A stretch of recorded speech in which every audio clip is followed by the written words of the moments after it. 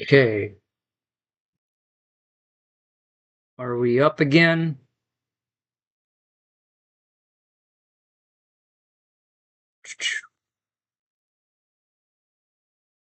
There we go.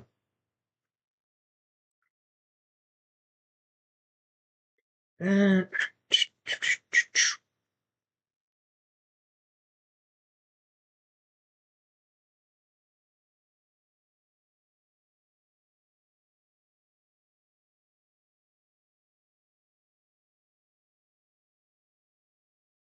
It's like we'll be.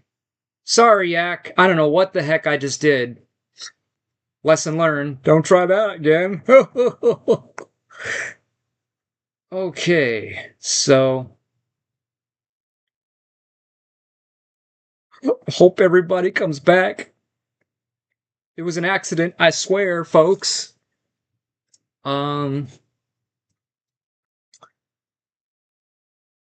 So in that case, we'll do the full version while giving people a chance to come on back in.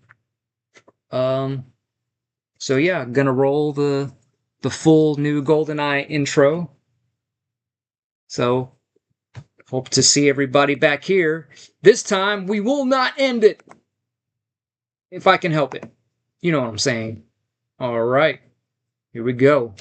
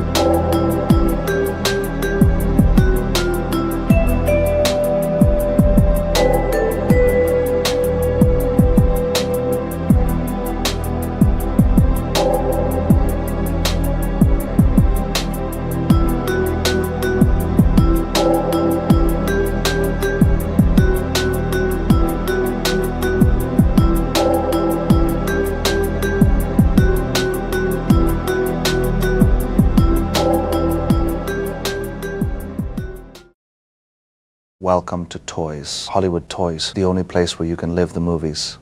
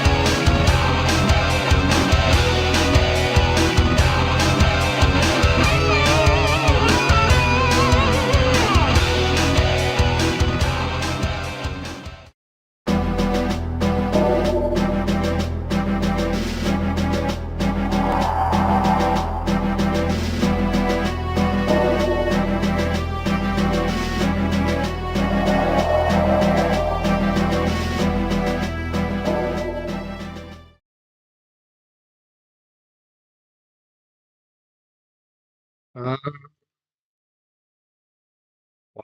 seeing the camera. There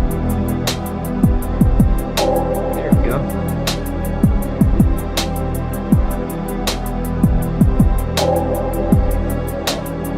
Maybe that's why. And we're back. All right. Sorry for the technical difficulty, folks. Don't know what happened, but we're back. So thanks for everybody coming back. Hope you like the other intro. So going back at it again, finishing cutting up these rolls of paper, and now it's getting so hot. Turn on a little fanage, and there we go. All right. Carrie says, good. Thank you, thank you, thank you. All right.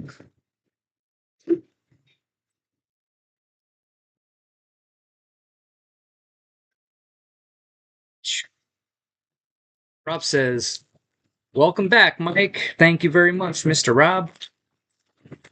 It's a pleasure to be here. Okay. So we'll also be talking about the weight loss progress and updates and all that good stuff. Where is my bag? My bag's right over here. How about that? Okay.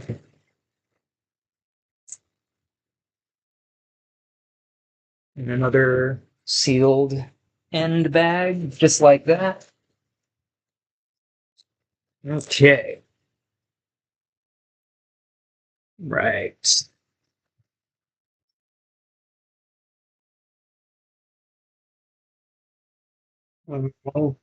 Okay. And one more roll to unbox, and just on a super roll.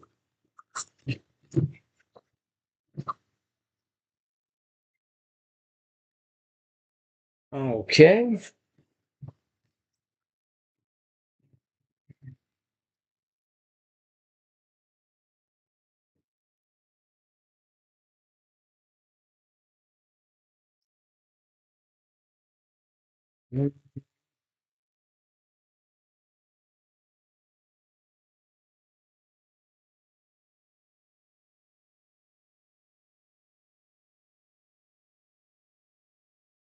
And then we just need to further break down this big old box. Oh, we missed one. All right. Gonna be lots of living the movies around here, folks. Once I'm finally done with all of that, so I'd say about a week or so before I finish all of the computer-only off-camera intros or any intros that doesn't involve me being on camera. Then once I'm done with that, I have 2 more on-camera intros, all-purpose intros to work on, which I can only imagine. It seems like it takes an average of anywhere from at least 2 days to a week just to film one intro that is only like 40 seconds worth of video. But again, out in the real world, I like to shoot on location, lots of traffic noise and wind and sun and just all sorts of factors, on top of, being, picky and wanting to get the perfect take, and I'll do a take and there was no issues, but I had an issue with how I said it. Like, I don't know. It takes a lot for me to be like, oh yeah, that was a really great take. I almost never think that. Out of like 10 takes, I'll narrow down to 1 or 2, and I still battle between like which of these 10 suck the least, not which one of these 10 are the best. Rob says, you have great intros though, Mike. Thank you, Rob. And I cannot wait until you see all the rest of them. So, yeah. So I can only imagine how long that's going to take. But then, once I have completed all of the pre-rendered intros, I can then finally get to putting out regular vlogs on a regular basis, along with regular lives and everything like that, and be able to pump out lots and lots of content. Because now when I want to make a vlog, all the work of the intros is already done. All I have to do is just pick the one I want that fits with that video, drop it on my timeline, hours worth of work that now I don't have to do every time I just want to do a vlog. I could just record the vlog of the day, put that in there, spruce it up, add whatever little elements I need to here and there, have my outros, render it out, and then bam, be able to put out, an average of a vlog every day, every other day, something like that. Yeah. Okay.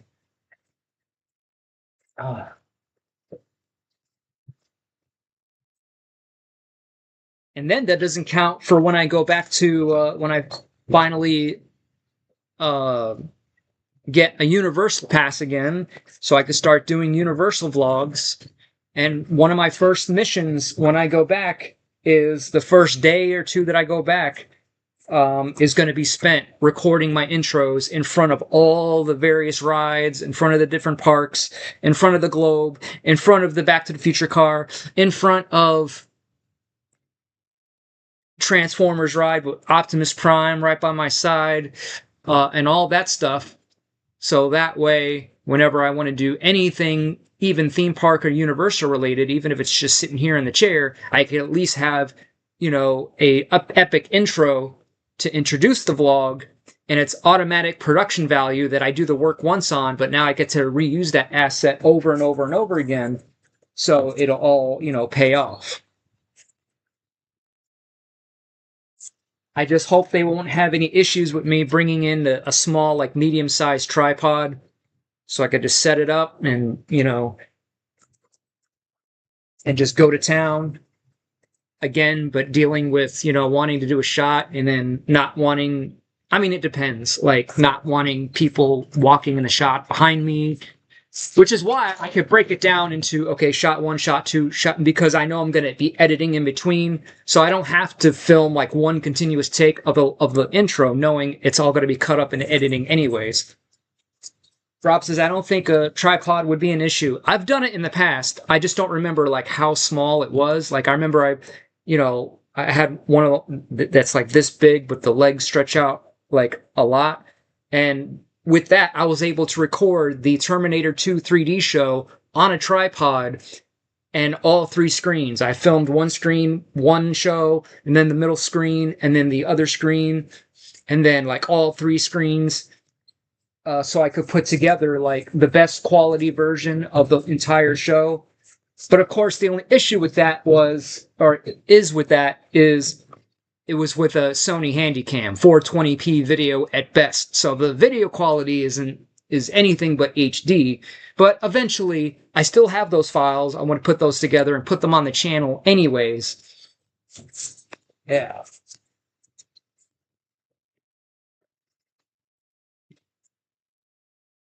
But I do have the first time I ever recorded that video with a video camera when I went in 2005. That is on the channel. You can go check that out.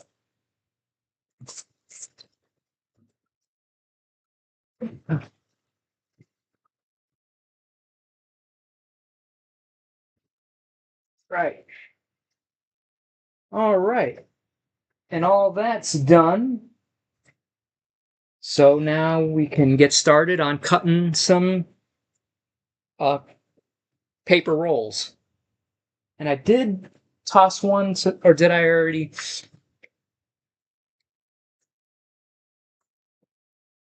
Oh, I didn't open this one up yet. Okay. So I ordered 10 of these, but I'll take one and put it off to the side and save it as like a backup emergency roll. Because I don't want to go through everything or cut all the rolls. I keep one just in case, because I have no idea out of all the sizes which one I'm going to run the lowest on first. It changes every week because I do 23-inch long, 27-inch long, and 36-inch long.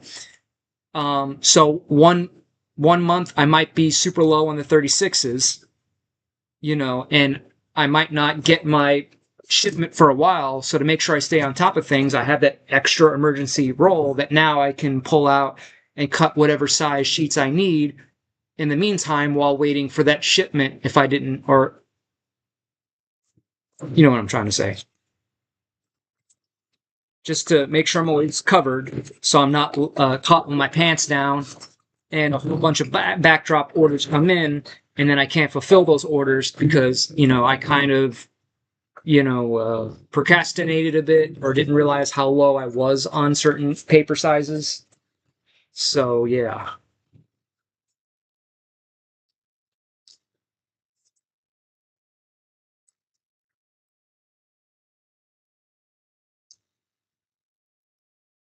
it's that. Okay, where's my trash bag? Oh, over here. Okay, we can start another bag. So that's why I saved another one. What's the plan? We doing some prints? No. Um, I guess you came in later. So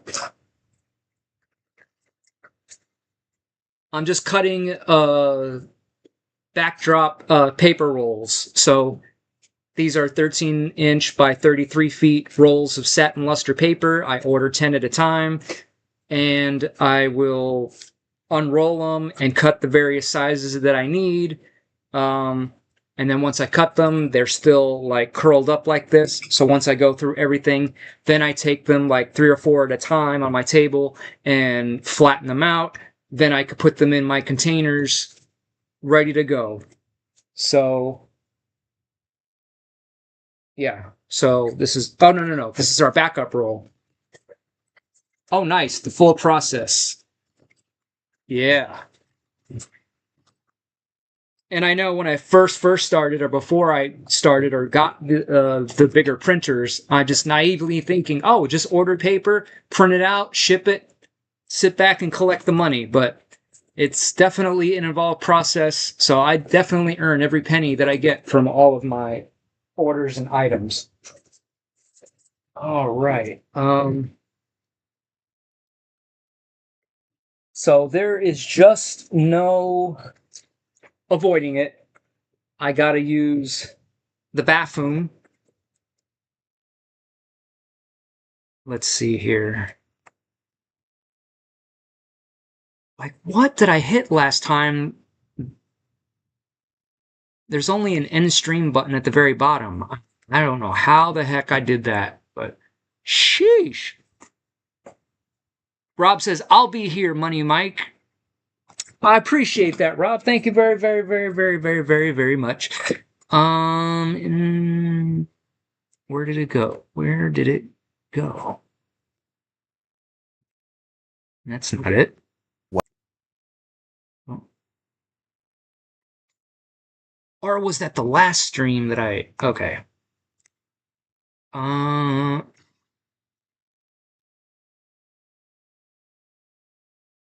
got some good stuff to get into. Know what I'm saying? Yeah, yep, yep, yep. There she blows.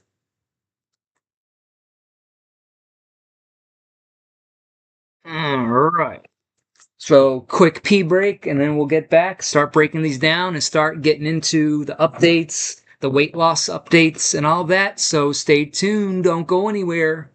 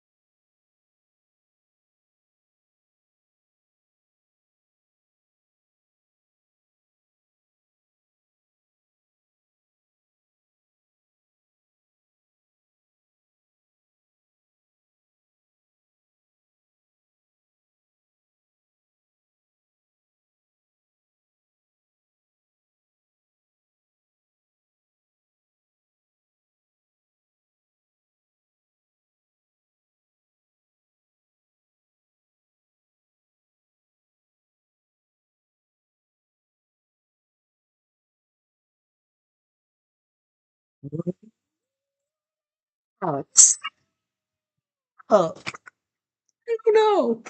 Here we are. All right, so we're gonna get started on cutting these paper rolls. So we need a computer up, just like that. All right. Yep, it was just a number one. So super quick. And I don't know why I'm doing it to myself, but we're just.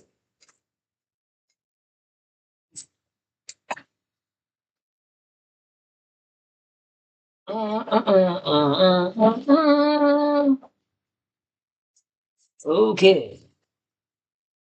So these can go over there. Um, Along with this for now. Oh yeah. And get my pen ready.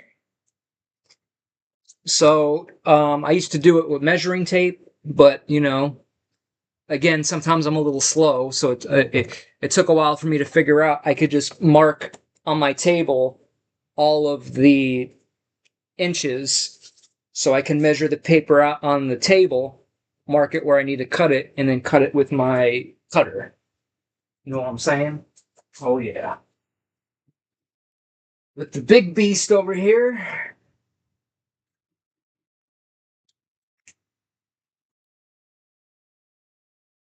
So I always like to start with the hardest paper first, and that's the 36-inch long sheets. So we're gonna get started with that, as well as we can find it. Of course, now we won't be able to find it since it's a lot of up and down. We like to put on the back brace for preventative maintenance.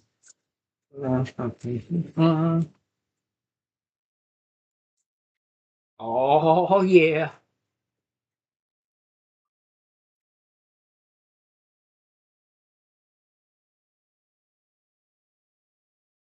Oh yeah.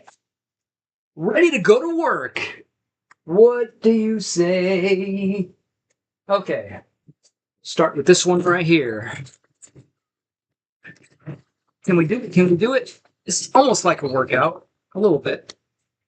Okay, so get this off. Holy Mike, you're really thin, my boy. That weight loss coming along nicely. Well, we shall see.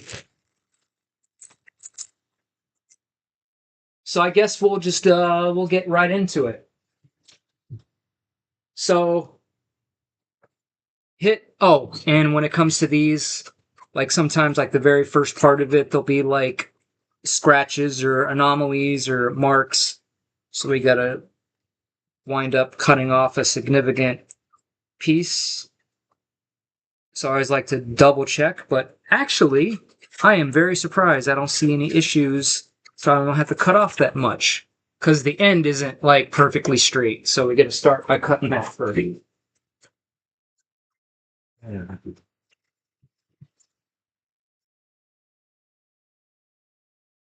So about a month so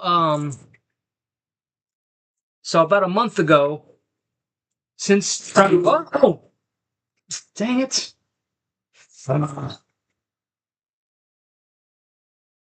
Since starting my weight loss journey, I started back in 2017, where at my highest I was around 165 with a huge gut. So I finally got to a point after years and years, having this huge gut to finally, do something about it and start figuring out what I need to do, how to change the diet, and do what I need to do to drop the weight. Because, let's see. Oh, this stupid table. All right, so we cut the piece, and it comes out like that, and then I just put it on the floor. and then just start putting all of the sheets into this sheet over there. Why is this doing this? I know it's an old table, so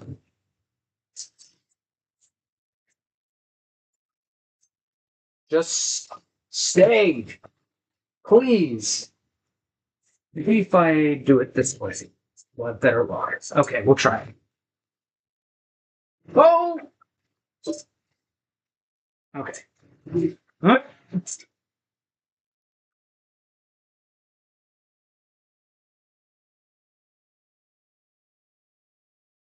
Son of a...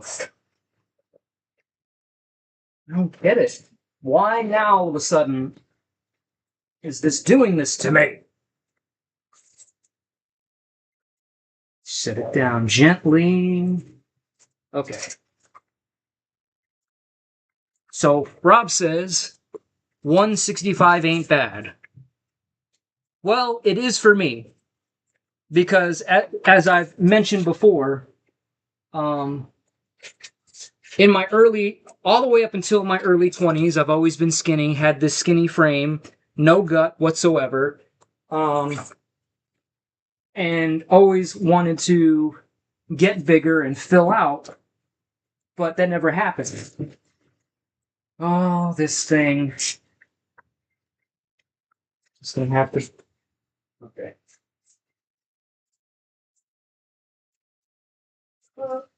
Get in there, you stupid dingus.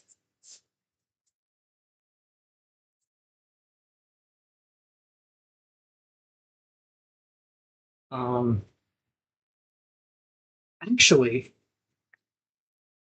let's bring the table up higher and the other table higher, and maybe we won't have any more issues.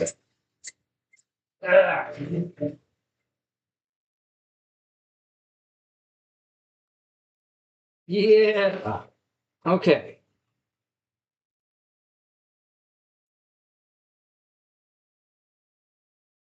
Whew. So yeah, to eat as much as I want, whatever I wanted, and not gain an extra pound and be the same size. But I would try and eat to get bigger, fatten up a little bit, but that never happened. So when I hit my early 20s, out of nowhere, boom, I get this huge gut down there, which I've never had before. But, I used to eat a lot of pasta. I used to drink Mountain Dews all the time and whatever soda, junk food. So, obviously the metabolism finally caught up with itself and, I wasn't able to eat whatever I wanted anymore. But that answered the question of, could I fill out? No. Any extra weight I do put on, it just goes to one place anyways. No matter, so it's like not a lose-lose situation, but I just realized no matter what, I'm just always going to be the skinny type. So I was like, I have two choices: be a skinny-looking pregnant man or just skinny. Either way, skinny is going to be in there no matter what I do. So I figured, you know what? Let's just get rid of the gut. So it wasn't until 2017 that I finally decided to start actively doing what I need to do to lose the gut and lose the weight, right? To get back down to where I was before I blew up down there in my early 20s. So that's just the basic mission, the basic goal is I just want to get back down to where I was right after high school, early 20s. And of course, it was so long ago, I don't remember exactly on average back then how much I weighed. I didn't keep records of anything at that time back then, so it is what it is. So 2017 rolls along and I start doing the weight loss stuff.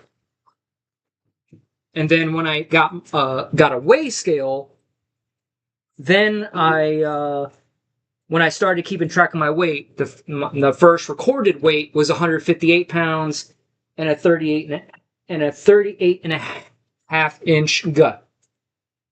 So started experimenting with calorie restriction, this, that, and the other.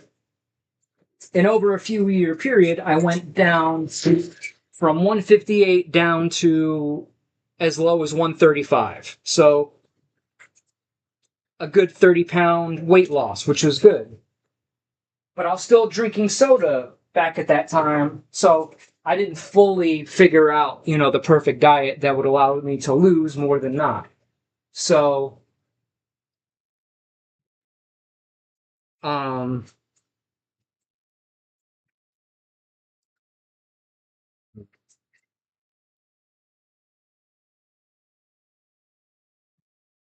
so I gained all that weight back that I lost. So this was just when I was doing calorie restriction. So yes, it does work to some degree, but if you don't do things right, and I'm pretty sure many of you are well aware and have heard of it, that there's more to it than that. And just because you restrict calories and lose weight doesn't mean you won't gain it back, and more than likely will. Like, you can't outrun a bad diet. So this was back when I was still eating a lot of stuff high in sugar and carbs and eating 6-7 times a day and all that good stuff. So eventually, over time, I went from drinking Mountain Dew to Pepsi. So then I eventually quit the soda altogether. Not long after that, then I started dropping and staying lower than higher. Very true, Mike. My diet matters a lot. Yeah, so as well as how many times a day you eat, which is another big factor.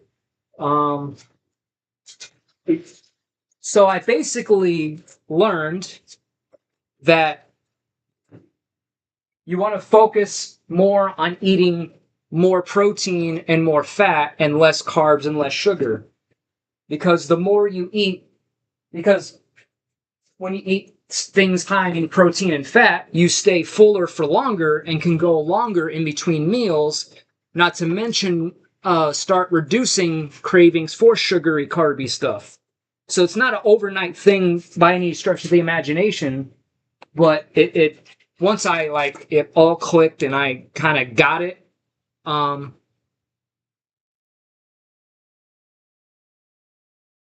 when I, realized that, and I started switching out all of my, high carb, high sugar foods to low carb and no sugar, or low sugar and high in protein and fat, is what allowed me to go from eating 6 or 7 times a day down to 4, and then 3, and then sometimes 2 times a day, at most 3 times a day, just depending on how I'm feeling. So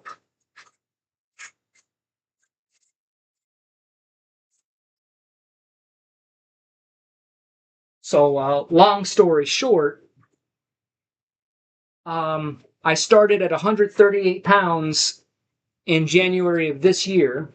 138, got all the way down to the 120s. So, which was a milestone for me, because since I've started, I've not been in the 120s since my early 20s. So I got down to 129 pounds and 8 ounces. Just 2 ounces short into the 120s.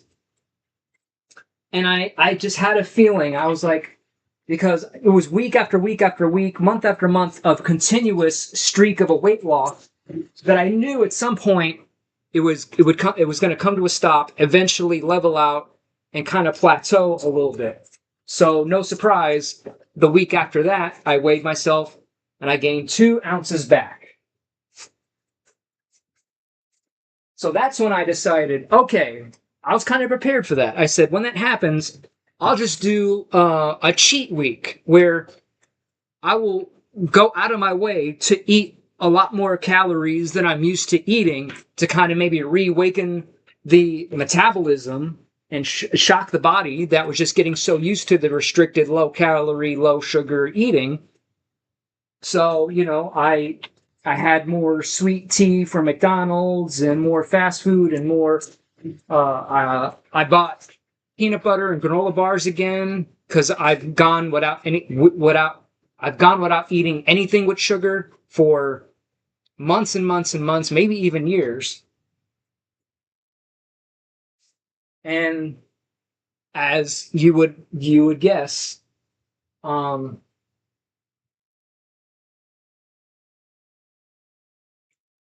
the next week I gained a little bit more. So last Saturday I was up to 131 pounds, which, I was, again, kind of expecting it, whatever. So I'm like, okay, now let's go back to my normal way of eating.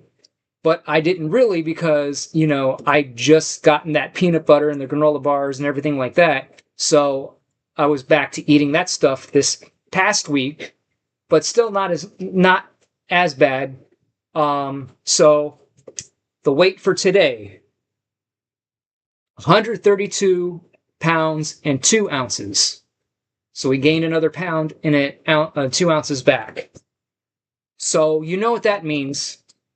I gotta throw away that peanut butter and the granola bars, because again, that seems to be one of the huge factors, so that now I can start hopefully going back down and get back down into the 120s and stay there and level out maybe mid 120s or around there or something like that. All right. Time to catch up on the chat. Carrie says, are you wearing a waist trainer? No, it's just a standard back brace. Rob says, he's looking pretty skinny, Carrie. What are your thoughts? Heck yeah, I'm looking pretty skinny. Fangirl says, that's true. Fat and protein keep you full. That's why so many people find success with keto or low carb, as I have been overall. Tracking weight in ounces is crazy work, Mike, but you get the fit.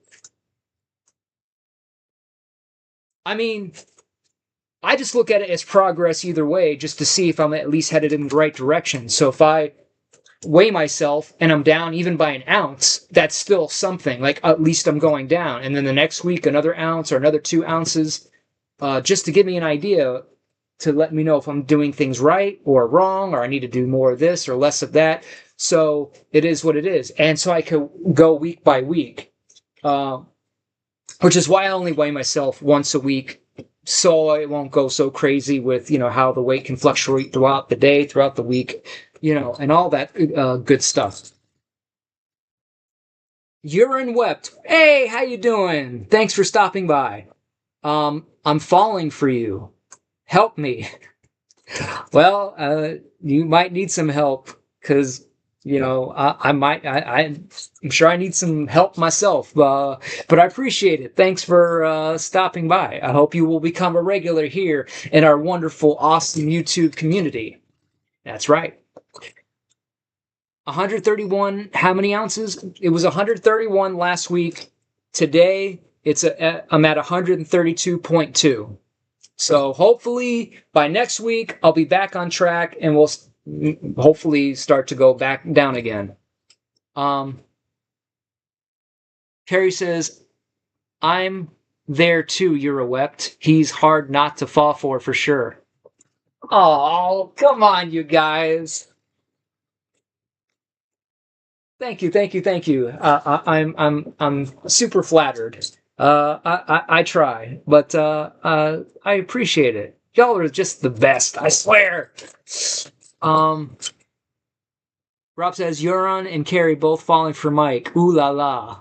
Oh. You guys have a really good connection, similar to me and Zach. That's right, y'all. Okay, more cutting away here. Okay. So that's that, y'all.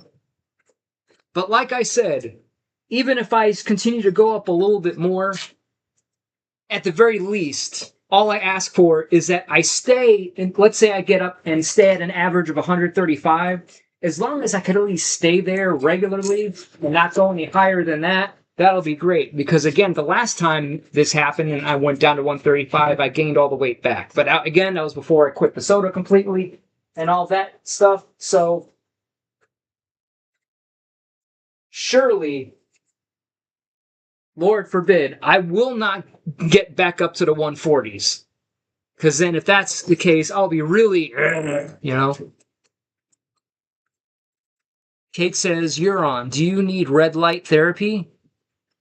Whatever that is. Rob says, damn, I guess the fierce thing fell through, huh, Kate?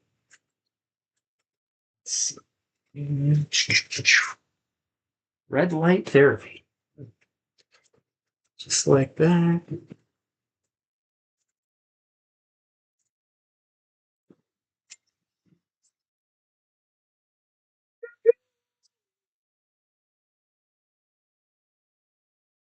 And we're down to our last one. And we have just enough to cut a 19-inch sheet, which I do order those because I do make 13 by 19 sheets of paper. But if I ever get down to the last bit of it, I can cut an extra one and try to get as much paper out of it as possible. So there's that. All right. That. And that goes over there. Okay, time for roll number 2, because I'm on a roll. Okay. Thanks for sticking with me, folks. All right. We have Joe Ditch 99. Is this Uncle Joe?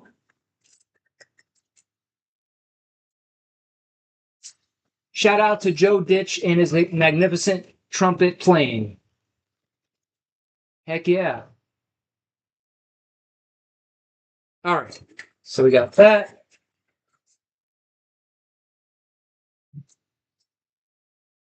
So yeah, this is what I want to look like without having to wear this stupid thing. Because otherwise, bloop, it'll just pop right out. Yes, it's me, Uncle Joe! All right. I was waiting for when you were going to stop by. Thank you so much. How cool is that? One of my friends that I actually know in real life that actually stopped by to check the channel out. It's going to be a party for sure. All right. He says, I'm so glad you remember me. Of course, how could I forget good old Uncle Joe?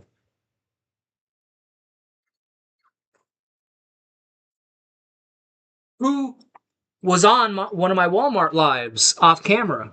That's right.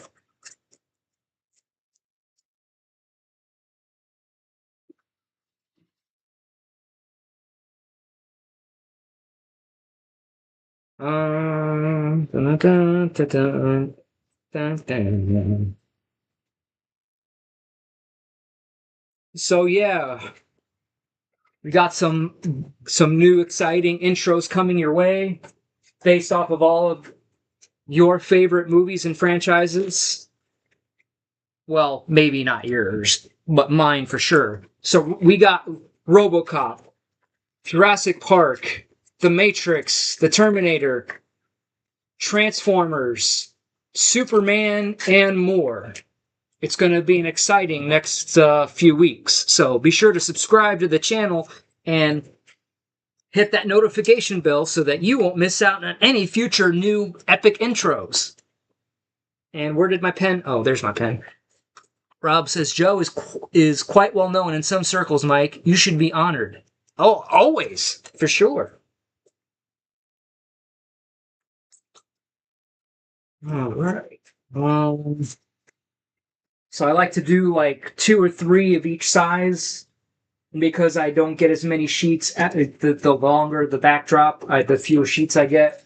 So I like to do 3 cuts of the 36-inch long sizes, and then the next 2 or 3, the next 2 27-inch size, and then after that the 23-inch size. So yeah. All right, our backup roll goes right there.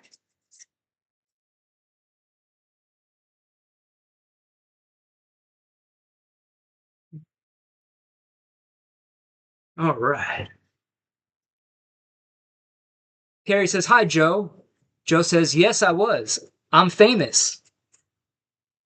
It's so cool that I know someone that's famous, y'all.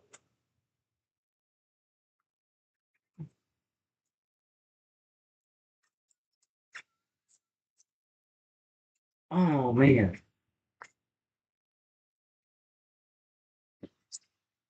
Man, I just wish there would be more movies that came out that I actually want to see. I don't know how y'all are, but I'm super picky with my movies. And out of like 30 or 50 or however many movies that come out a year, there may be one that out of the bunch that I want to see, maybe two. It's been probably almost over 2 years since the last time I went to a movie. The last movie I remember going to, I think, was Beetlejuice.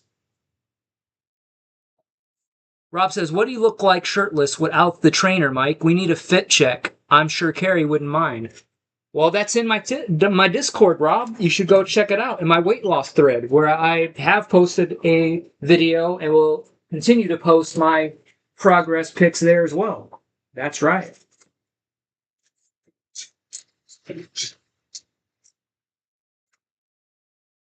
Um,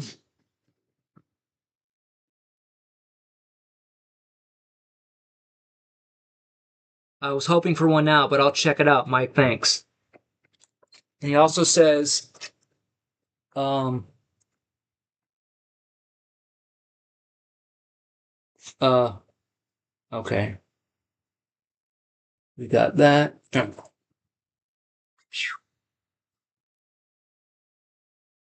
I want to see Project Hail Mary. I don't know anything about that. Sorry, Joe. So yeah, the last three movies I can remember off the top of my head, even seeing in theaters, was Mithrigan, Saw X, and Equalizer 3. I love the Equalizer. The second one was okay, but, and then the third one I liked even less than the second one. And I haven't seen it again or, went out of my way to get my own copy of it since. And I don't think I really will. Just, oh man, I was hoping part 3 would make up for what was kind of lacking for me in the second one. But yeah, I don't think it'll ever top the first one. It's with Ryan Gosling. Oh, okay. And then the last couple of newest movies that I remember seeing that I just bought the digital version and watched here at home was Orphan 2, First Kill, and Mithrigan 2, which was crap. Yeah. Which also reminds me, Joe and everyone, pay attention. I'll hopefully by the next live, it will be completing the Not Quite Human trilogy and watching and reviewing Not Quite Human Part 3, with, of course, a brand new intro ready to go, along with that. So, yeah.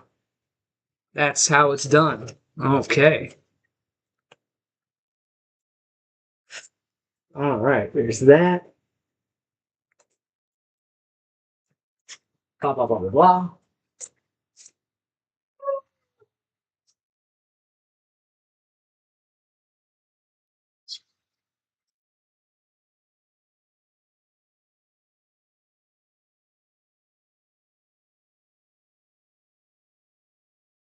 And it really is going to be a sad day, if the day should ever come, that movie theaters will become a thing of the past.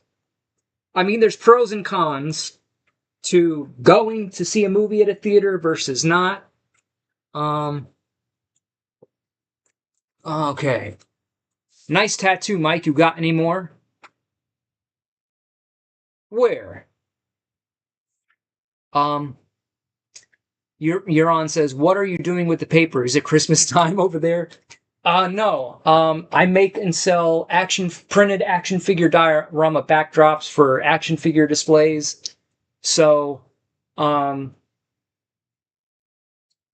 get these rolls of paper and I have to unroll them and cut them to the various sizes of the blank sheets that I need to be able to print the action figure backdrops. So I order 10 rolls at a time, and then I go through and cut all the different sizes out here on my table, then flatten them out. So that's kind of what I'm doing now, and also why I'm going live. All right. Carrie says, I wouldn't mind if Mike goes shirtless on camera. Carrie. Well, if I ever hit my goal weight, we just may see a live shirtless Mike on the live. Maybe. We shall see. Me neither, Carrie. Oh, Rob. We can see his cool playing card tattoo. Oh, yeah.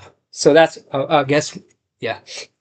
So I got that, and I got one over here, but with more coming. So we might turn those into lives or vlogs or something.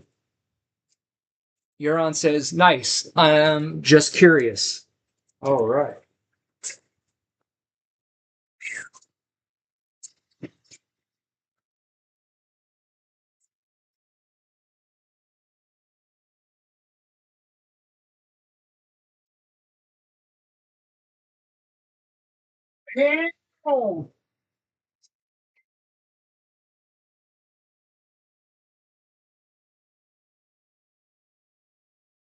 Rob says, get a pair of lightning bolt tattoos for Thor. Nah, I'm not a huge Thor fan.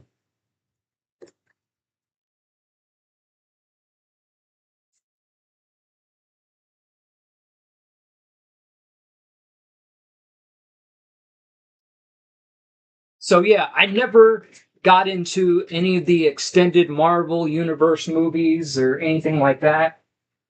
Like the farthest I ever went with it is the Tobey Maguire Spider-Man movies. But as far as video or movie media that I like when it comes to Marvel, it's pretty much Lou Ferrigno's Incredible Hulk. Even though that show aged terribly, it's definitely more nostalgia versus actual quality of a show, of which I'm going to be making videos about, ranting about that show.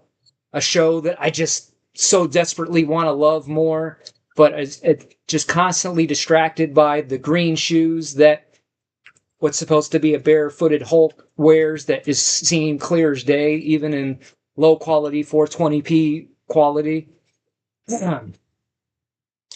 Joe says Thor's actor has dementia or something, I heard. You mean Chris Hemsworth? He's getting treated for it, they say. Oh, man. So, yeah, never got into Iron Man or the Avengers or any of the anything from the Marvel Universe past Spider-Man. Or DC or whatever. Christopher Reeve will definitely be my definitive Superman. Superman Returns sucked, but I love Man of Steel. Liked it a lot better than I figured I would. But it's so frustrating. Like, why couldn't they just give us a proper Man of Steel trilogy instead of rushing into things and trying to get to the Justice League and all that good garbage, you know? So there's that. Oh, Carl's back. What's up, Carl? He says, I just had an explosive poo. Oh, nice. Are you doing a saltwater cleanse too, my man? Carl says, caught 3 fish before I did it. Oh, man, catching fish and releasing some excrement. Nice. Carrie says, are you okay, Carl? Carl says, yeah, I'm better now. All right. So that's that. And we're going to do one more roll of 36s. Carl says, nah, I just eat like garbage, Mike. I can relate. I've been there. That's part of the struggle with trying to lose weight. Food tastes good, y'all, especially the high in sugar and carb stuff, like your pizzas and your cakes and your donuts and ice cream, chocolate cupcake, chocolate donuts that Walmart doesn't have anymore. Chocolate chip cookies. Um, um, and other stuff. Public sandwiches. Woo! Okay.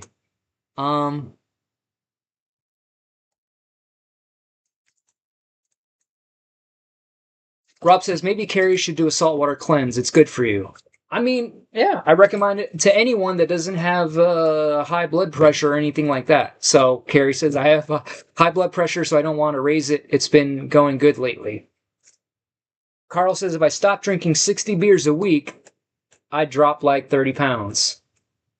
Luckily, I never got into any kind of drinking or anything like that. So, fangirl Kate says, Carrie doesn't need to lose weight. Mike likes a curvy woman. Oh, yeah.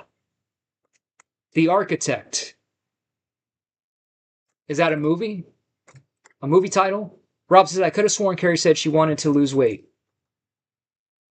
Hey, Vic! Vic rules! Quadruple Six is here. He's like 60 beers a week. Okay, so one more of these. Carl says, if you check Zach's Discord, you could see Carl T. fans Pond Slam. Oh, nice. Okay, there's that.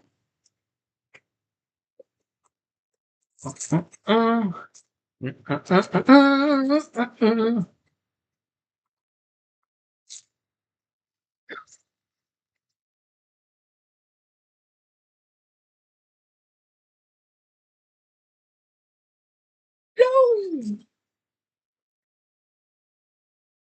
All right. Well, this setup is working quite well. That other table hasn't dropped once yet since I made the change and raised the tables. Sometimes you just gotta raise the limits sometimes, y'alls. That's right. Okay.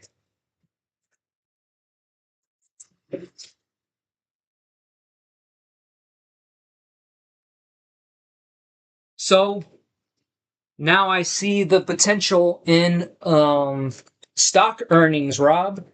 You know, being that the market has kind of rallied back. And they say that whenever there is a massive dip or crash, and when it comes back higher than before the crash every single time.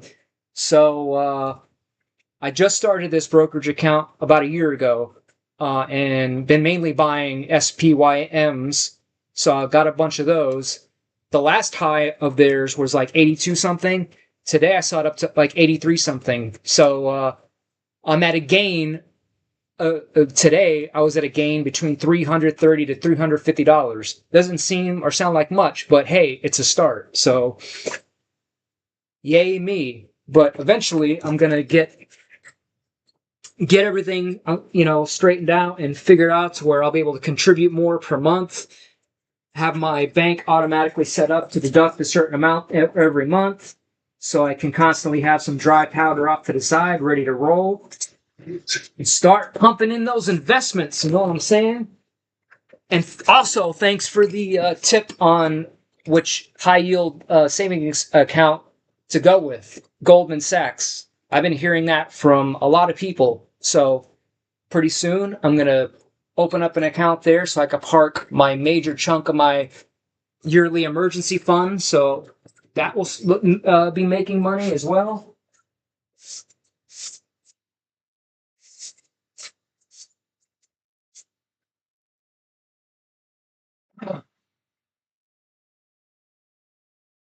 So technically, I can say my money makes me money.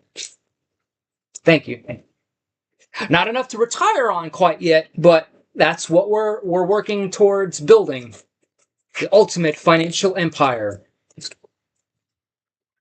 Empire Strikes Back. Okay. Hey, Dandy Ditch seems we have another new watcher. Asks, what's your opinion on Mossad? I have no idea because I don't know what that is. I'm assuming, especially if it's a movie, I definitely haven't seen it. Terrible people, Dandy. Carl says responsible for a lot of terrible things that happening in the United States. What, Mossad? Rob says Mike won't insult his handlers. Not unless they insult me first. Okay.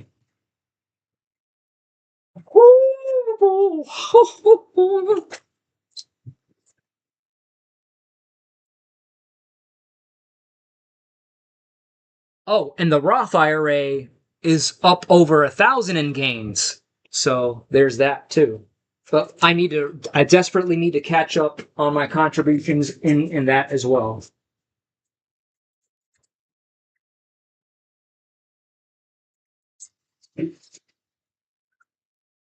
Uh-huh. Oh, here we go.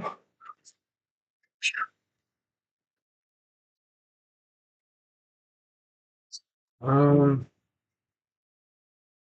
and I keep seeing and hearing news, supposedly, that it's been going in and out of production hell, but supposedly everything's good to go, and they are working on making Saw 11. I really hope so, because that's one of my favorite franchises. Like, I need a good movie that I actually want to go see. It's been too long. I need a good movie to go to and just escape reality for a bit and escape work for a bit and all that good stuff. Rob says, what are your thoughts on most of the producers in Hollywood being Jewish? I could care less anyone's heritage or race or gender when it comes to anything like that. So I have no comment on that really at all, I just worry about the movies that I like and the actors that I like, not necessarily the head honchos and whatnot.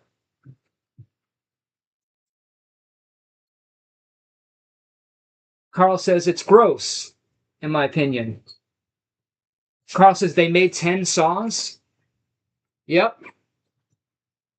And not including the Book of Saw with Chris Rock, which I did not see and I have no interest in seeing. Was meh. Euron says you didn't like Saw X that much, Euron? I thought it was awesome. One of my favorites. Carl says, I just worry about the fish, Mike. Why are you so worried about the fish? I thought you were the fish master.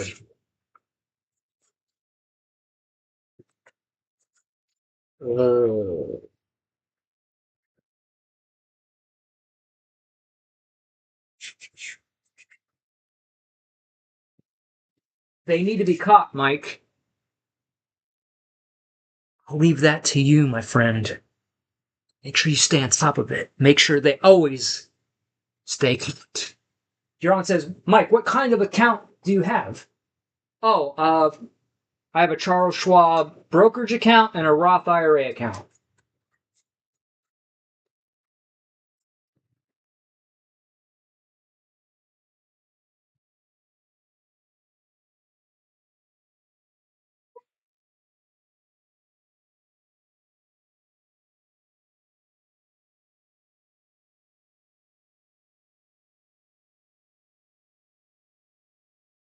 All right, let's see where we're at. Do a quick little checky poo. Why not? So we're at 252 subscribers. And we got 8 watching and 5 likes. I appreciate that, y'all. Keep them coming. All right.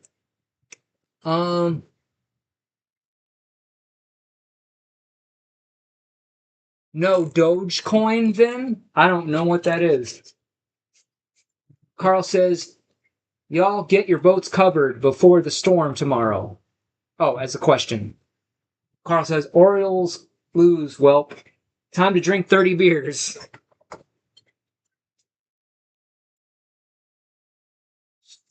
And they're supposedly going to be making a Matrix 5 with Keanu Reeves returning as Neo.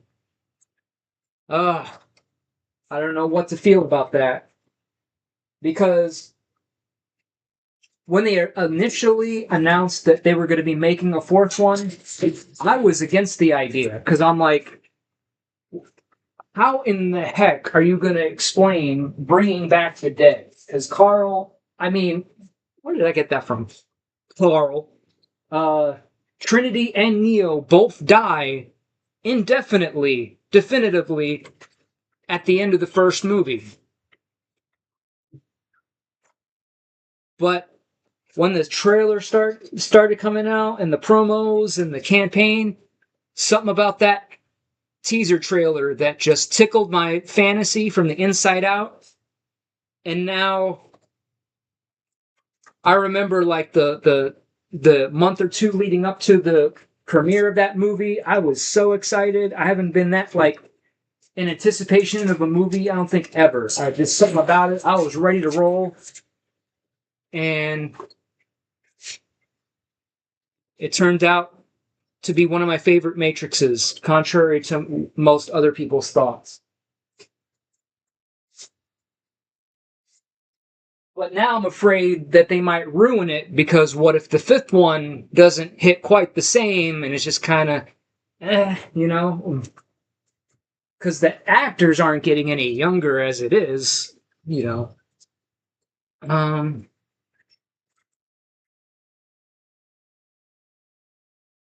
Vic says, "Did you like the Animatrix?" Oh, heck yeah!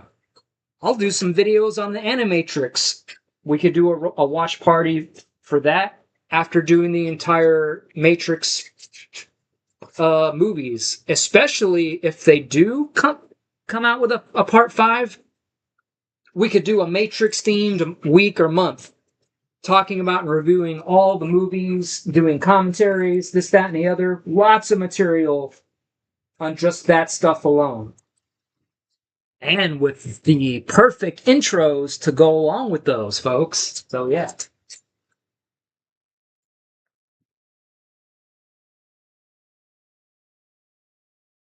And shout out to one of my favorite YouTube channels that goes into great depth on explaining the Matrix called The Matrix Explained.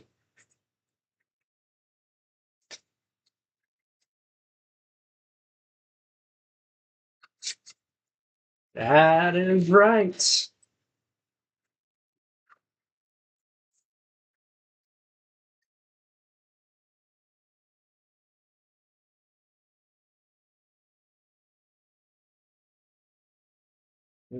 Harry says, Mike, you look great with or without the waist trainer.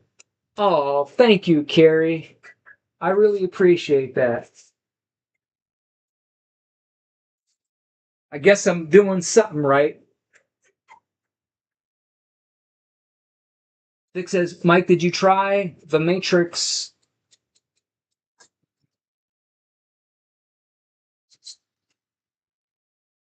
VR leading up to The Matrix 4? No, but I know they put out that game demo that they were working on making a open world Matrix game, but nothing ever came of that. But the demo was looking super awesome. I'd love an updated Matrix game, which, by the way, is going to be. I got both the Path of Neo and Enter the Matrix, so obviously, so that could be another thing that we could do for a Matrix month, doing the movies, doing the gaming streams, and all that stuff. Pretend Story. Hey, Mike. Hey, Pretend Story. Thanks for also stopping by. Rob says, welcome, PST. That's what that is. I kept seeing people either say or write PST, and I'm like, what are they? It's not PSD.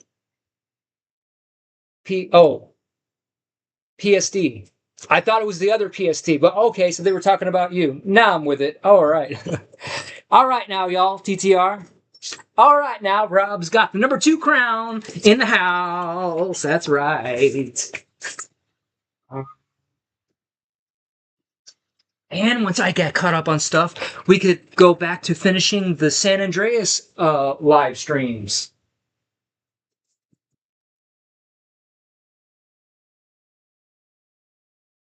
Know what I mean? Okay.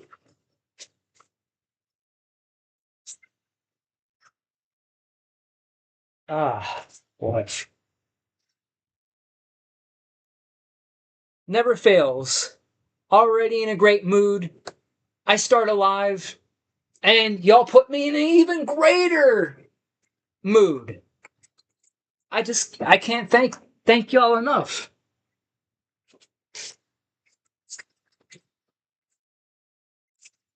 Bam. Okay. All right now. Rob says he's the one and only. And Rob says, yes, we do need GTA SA streams. That's right. I still can't believe I accidentally deleted the very last one. That was the best one out of all the ones that I've done so far. Oh God, that gets me my blood. Can't believe it. I just. All right, now we got a 21-inch. Agree, GTA SA streams are lit.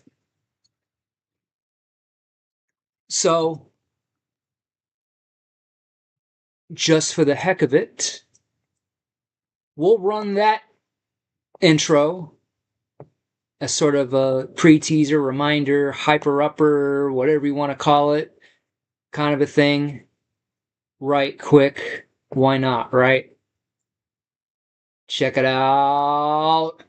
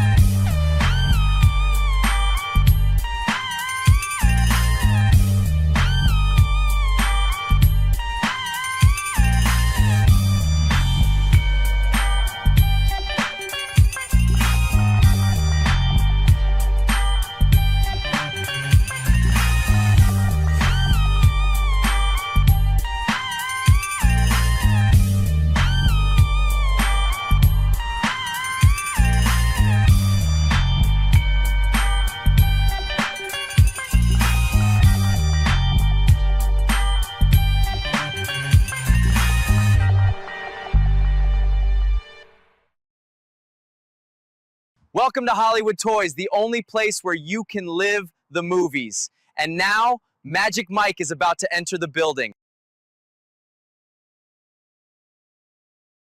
Oh, yeah. All right. So, got the King Cobra's in the heezy. Rob says, Grand Theft Mike. Gothic says, I don't get it. Don't get what? 1,000 thefts of what? 1,000? I don't know.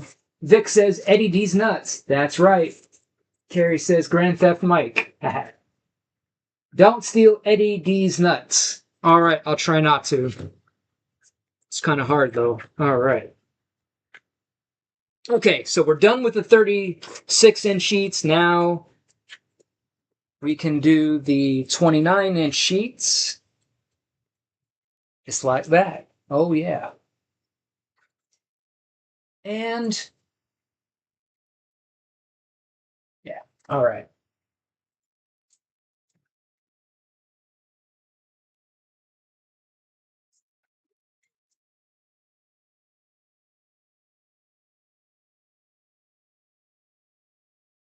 Ten Story says, Mike, what are you creating with the sheets.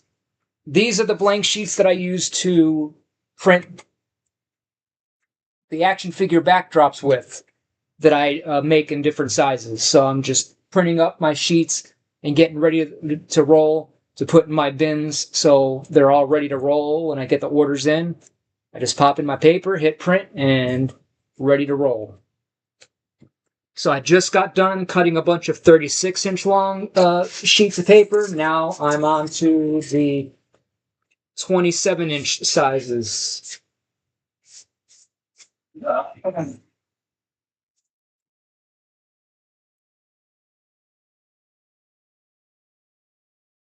Vic says, have I ever done backdrops for the real Ghostbusters figures? No. But to anyone out there who already has a high quality image that they would like for me to print as a backdrop, I can do that.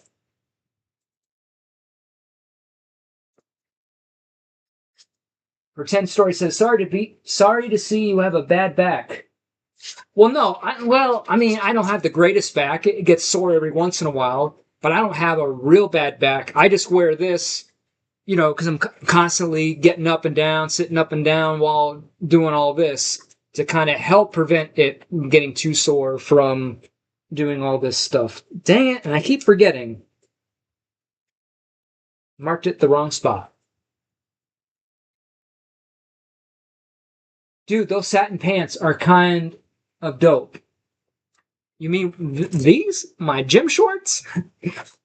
I guess so.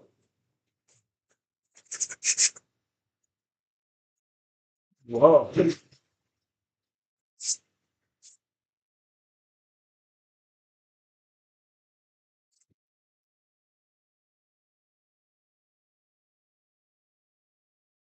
Is it going?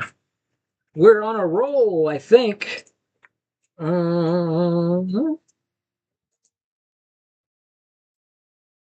Yep. And I think I have plenty of my 20-inch, 21-inch size. So that means I can make extras of the 27s and the 23s. So we have, after this, 5 rolls left.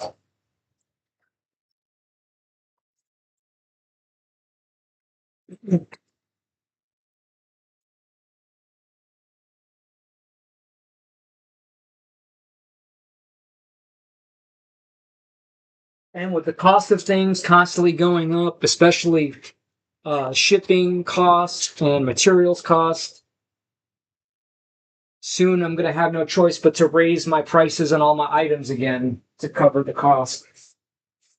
I try to keep my items low enough to where, it's an attractive buy, but of course, enough to give me enough profit at the same time. So could be a delicate balance sometimes. So, yeah. But I get lots of positive feedback from people saying how they are happy with the prices and that they're, fair and the lowest, amongst other similar items. So I try to keep it that way. Dang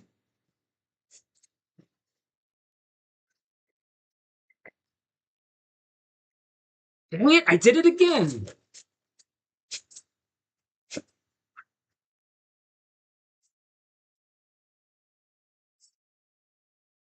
Is wrong with me? Okay.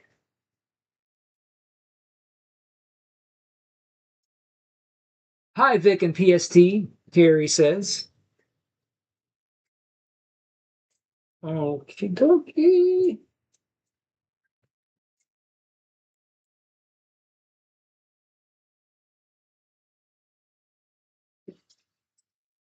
All right. At the right size. That time we did. All right.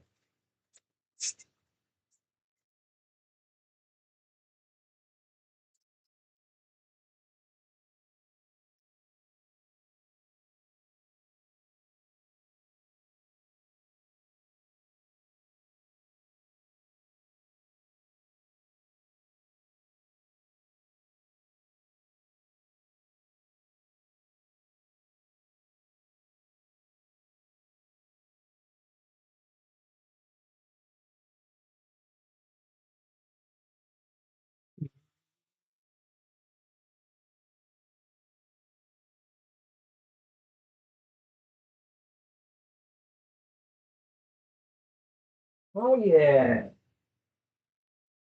Making progress. Anything else y'all want to know, let me know. Or any suggestions for future videos and lives. Also, let me knows.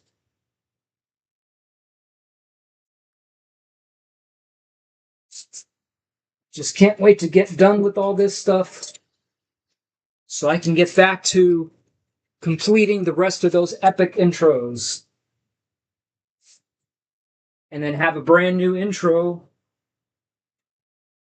And then that doesn't include the 20 or so that I had before I started this second batch of intros. So, yeah. And different alternate versions of those intros mixed and matched. All the infinite combinations that I could do out of all the different clips and this, that, and the others and whatnots and what have yous. Carrie says, I like these casual live streams and all of your intros. Oh, thank you, Carrie. Just wait till you see what I got cooking up soon.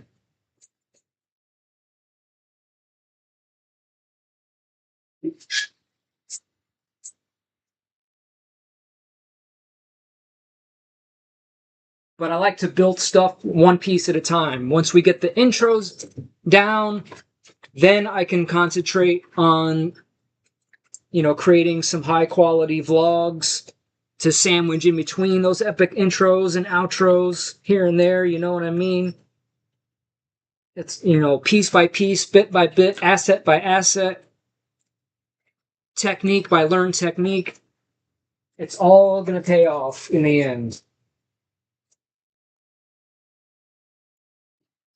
Rob says you should start selling anime backdrops to James and Dave.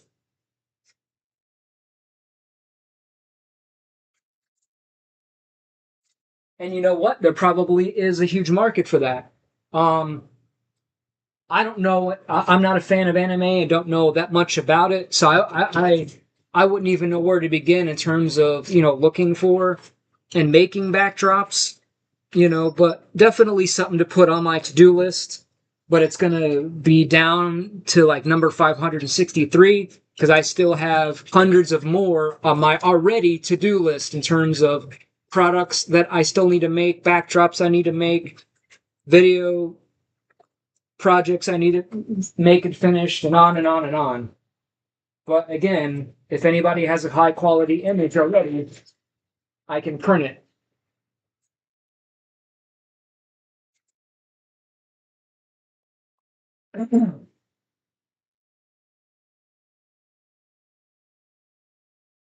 You should. Oh, punk rock! What's up? It's time for movie magic.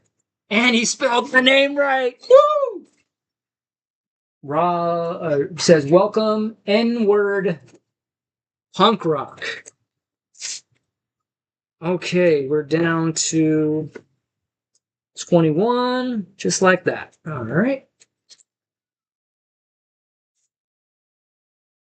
TTR, realist N-word.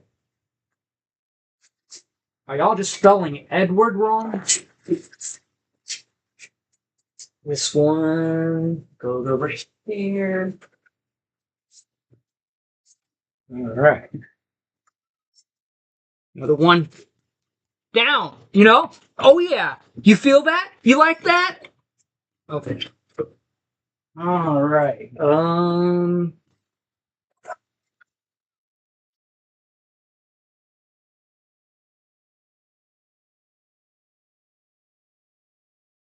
Punk Rock says, shout out to my realist Edwards in the chat. Oh, yeah. Rob says, Mike is a real Edward. He keeps it 300. You mean more than 100? What? Okay.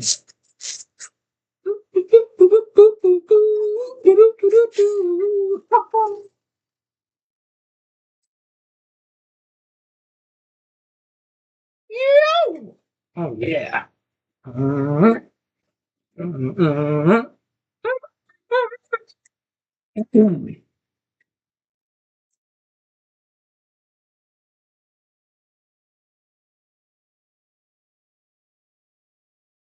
Okay.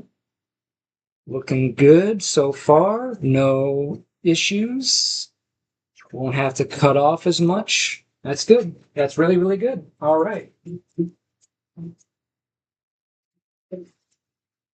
Man, you guys are just so much fun to hang with.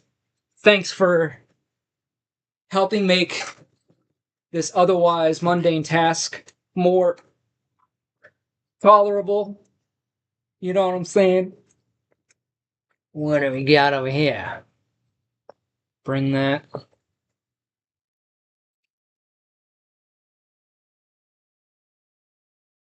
All right, we got 11 watchers. Haven't had that many in a while, along with 6 likes. I like y'all's very much. Thank you. Vic says, what DPI do you print your images at? Wherever I can, I always try and do it at least 300 DPI, or I'll convert it to DPI depending on how I got the image, where it came from, and all that good stuff. But always the highest quality. I always try and make it the print files at least 2,000 pixels on the shortest side. And then when I'm making them, on the computer, you could zoom in like hundreds of times. And if I zoom in just a couple times and I see pixelation or blurriness, then I'll just have to, then that image isn't usable. Or if I can't, upscale it good enough, and that sort of thing. Carrie says, do you have a 3D printer? No, not yet. But one of these days, I will get into doing some 3D printed stuff. Action figure accessories, props, the works.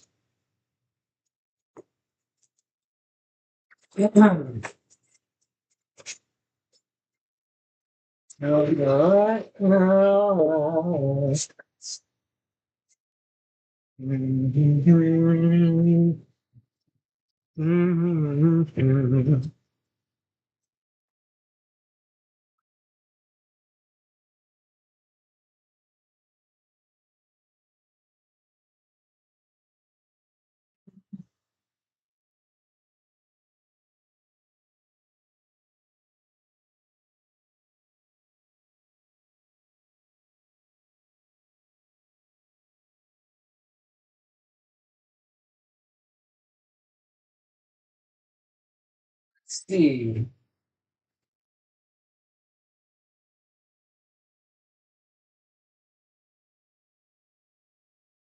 We could put some maybe figures here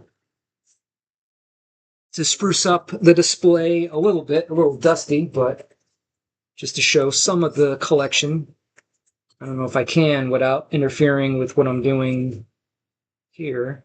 We got a nice G1 truck only, still in the package, Optimus Prime. We got the RC twins from Revenge of the Fallen. Oh, super dusty though. Ah, okay. Okay.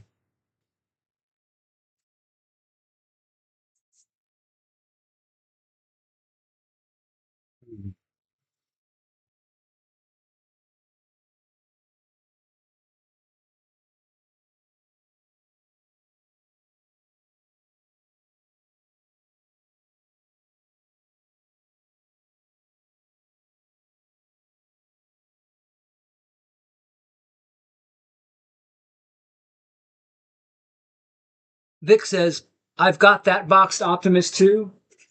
Nice. I was super lucky. I got it at Walmart. It was on clearance for like $1 something or something like that.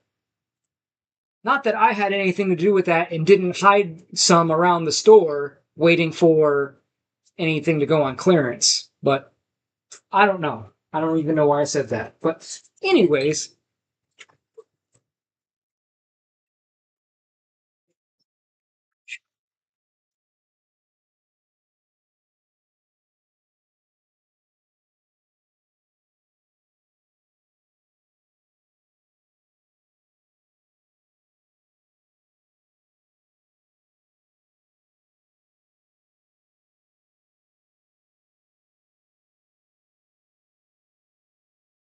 Hey, how's everybody's night going? What do we have planned? Aside from Carl fishing it up and making sure all the fishes be caught and drinking 80 beers. Mm.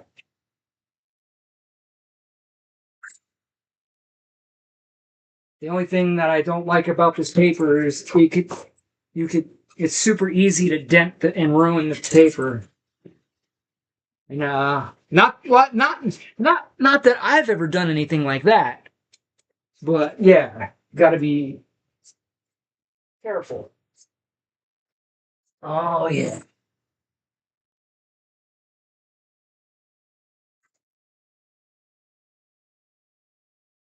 Magic Mike, the toy bandit. You know what? I guess I can reveal some of my secret hiding spots since I don't think it's going to be. It's been years since I know of that there's been any actual figures that I want available in actual stores.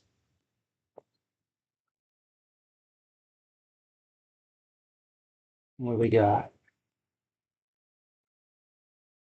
Vic says, "Yep, I think I got played. $7 on clearance." Yeah. Carrie says, "I'm going to try to go to church tomorrow morning." Oh yeah. So So yeah, I'm certainly not the first or the only to hide items around whatever store.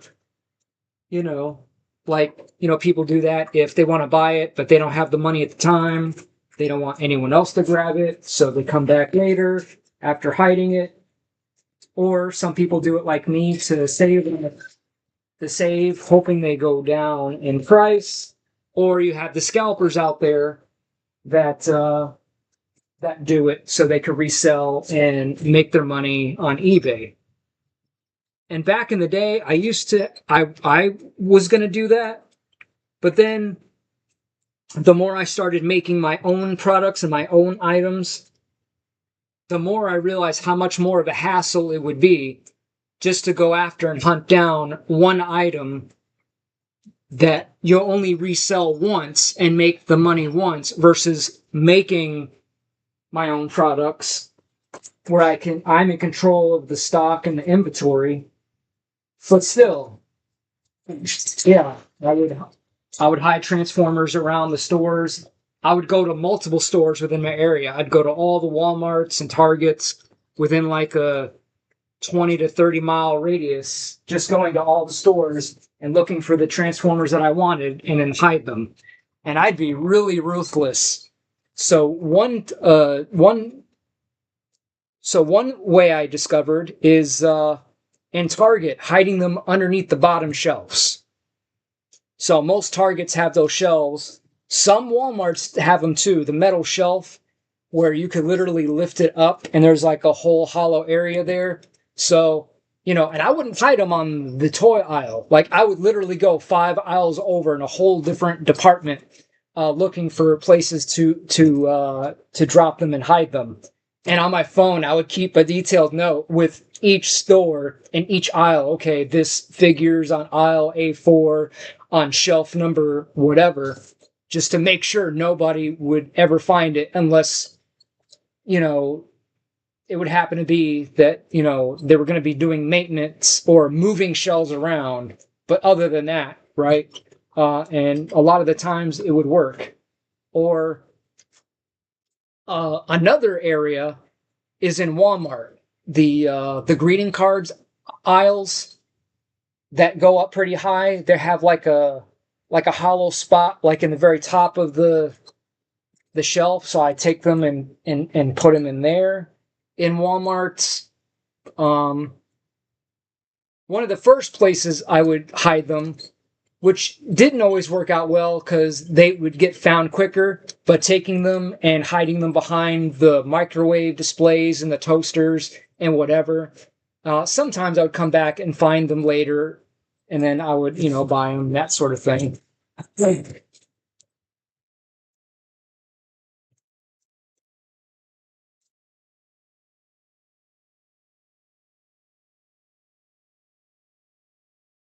And then, like, for some of them that I hid, like 2 or 3 years later, I actually went back and I did find some of them in the bottom shelf.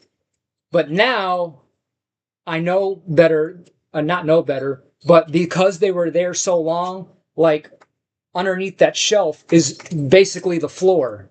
So there was a couple that I found that were still hidden, but they were there for like so long, like 2, 3 years, that they, from like, I guess whenever they mop the floors and that extra water that kind of trickles underneath the shelf and making some of the figures almost stuck to the floor, and I had to literally peeling off like most of the packaging, which didn't matter to me because I don't collect and keep them in the box. I collect them to take them out of the box and make displays with. So yeah.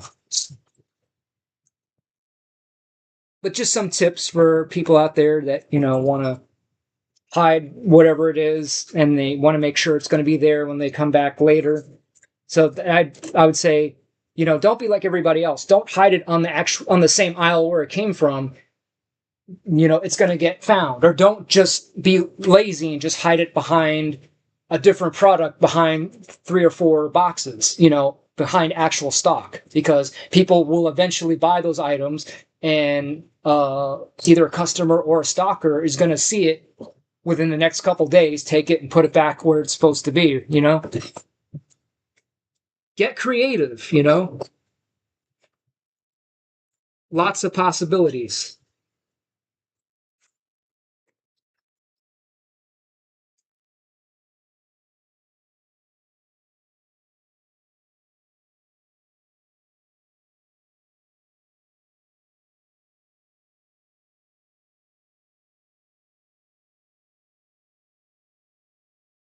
And I'm also sure that most people that do go action figure hunting are well aware that there might be some hidden gems, and they'll look around that actual aisle and have a high chance of actually finding the stuff that you hid.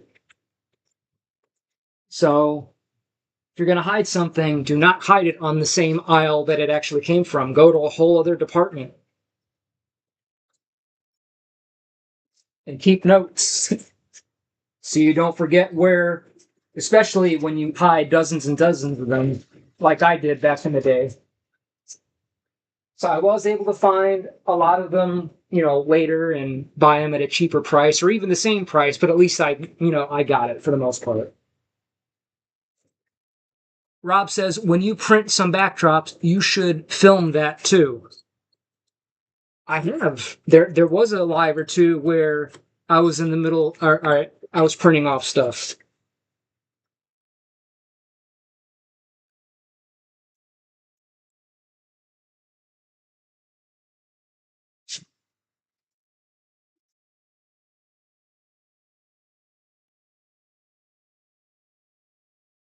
But I did lose a lot of it was one of the stores where I did lose those figures that I hid, because ironically enough, not too long after I hid them wherever I hid them, they did like rearrange the whole store and moved, shelves around, as they often do, like once every 3 to 5 years, just to confuse customers and make our lives more difficult. But it is what it is.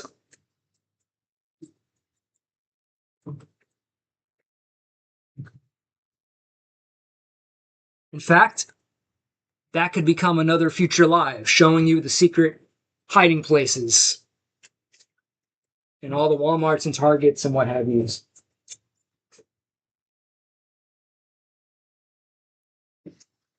And I thought about making videos like that even back then, but then I'm like, I don't want to give away my hiding spots for someone that sees my video and then therefore finds one of the figures that I hid from watching my video. Probably very highly unlikely, but you never know. But at this point, I really don't care that much anymore. So yeah, I figure I'll get more from videos like that than just keeping it to myself. Mike Stash Spots stream. Yeah. Yeah. And again, it could apply to any item in the store, not just figures. It could be for Legos, for games, for other kind of toys, for other products, whatever you're after,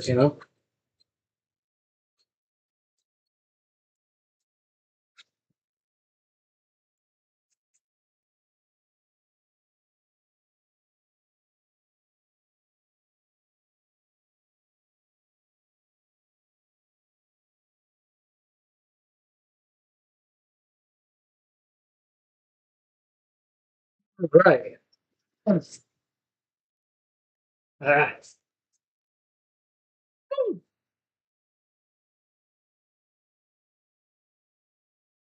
Mm, let's see.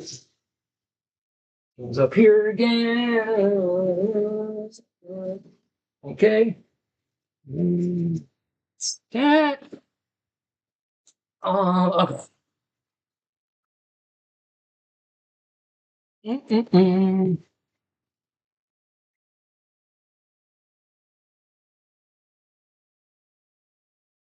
All right, so we have about an hour left until Yakov is going to come up next. Lots of funs, y'all. Lots of funs. Yeah. All right, so there's that. So what do y'all think about the new Spaceball sequel that's coming out 40 years too late?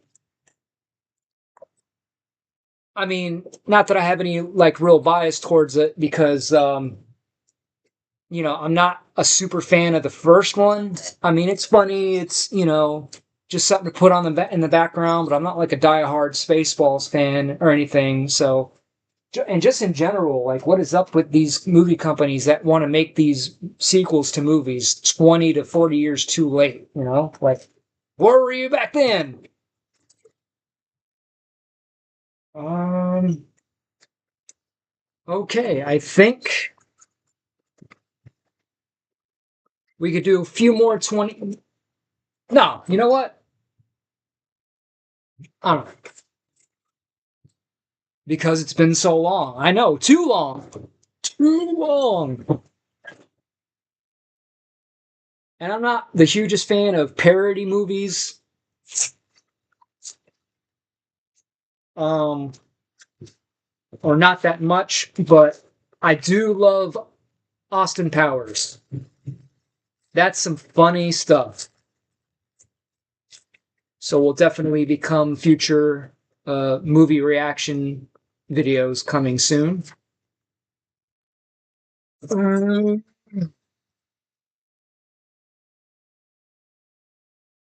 and I did recently rewatch the original Naked Gun for my Superman project that I'm working on, and there was a lot of laugh out loud moments in that movie, especially the one where they're talking about the concrete dildo. That one just had me rolling on the floor. All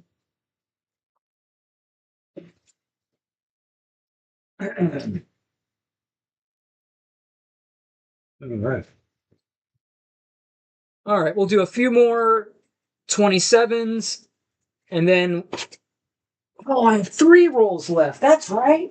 Holy crap, y'all. All right. We're going to do nothing but 27 sheets with this roll, then do the 23s with the yeah. I'm with it now. Yeah. So shout out to all the Hollywood ladies and all the Hollywood boys out there for hanging out with me and watching the long, tedious, boring process of cutting some backdrop papers, y'all.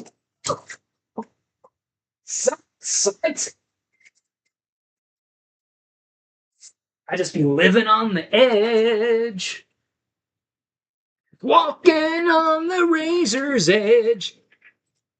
You got to or lose your head, or you'll be finished. Oh yeah, push it to the limit.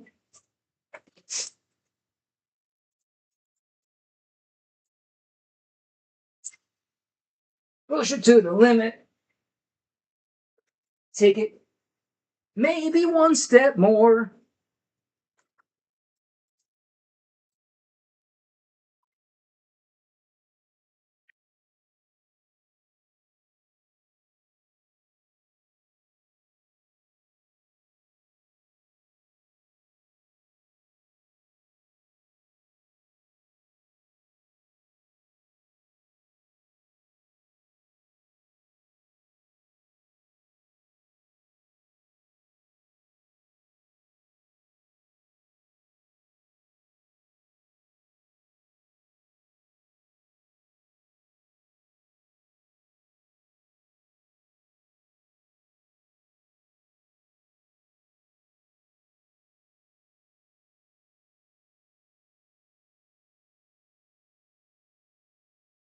So who's ready for a Yakmas rant?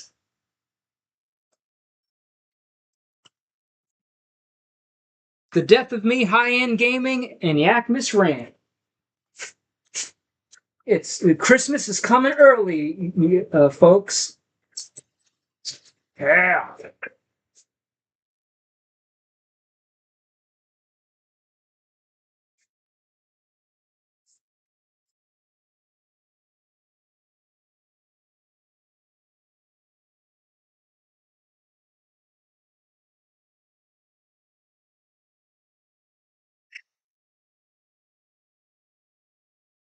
Oh.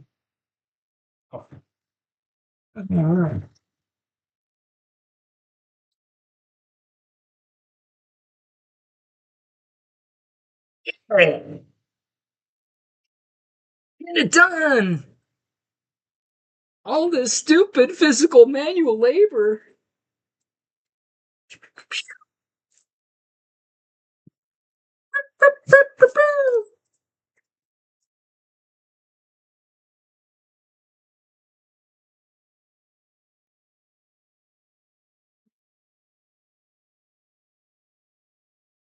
What else? It's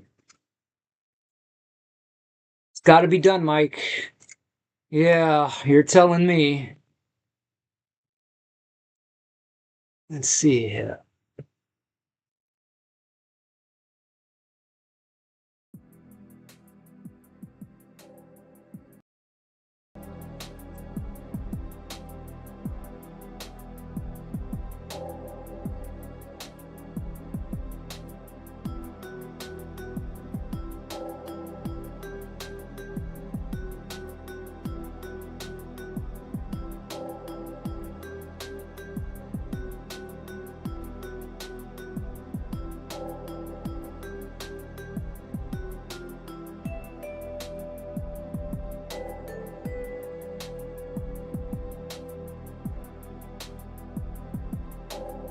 We're going to mix things up here a little bit and interspersedly here and there. I can show you other various clips, so that you're not staring at just the same crap over and over and over and over again.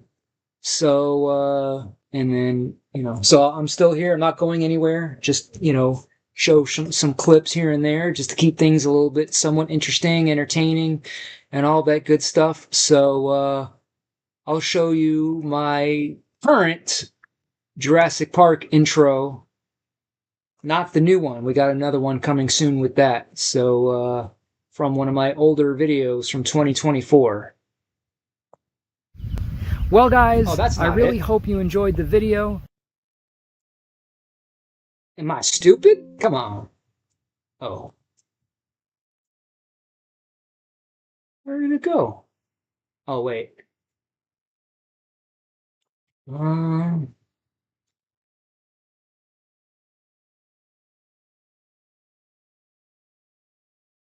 why is it short?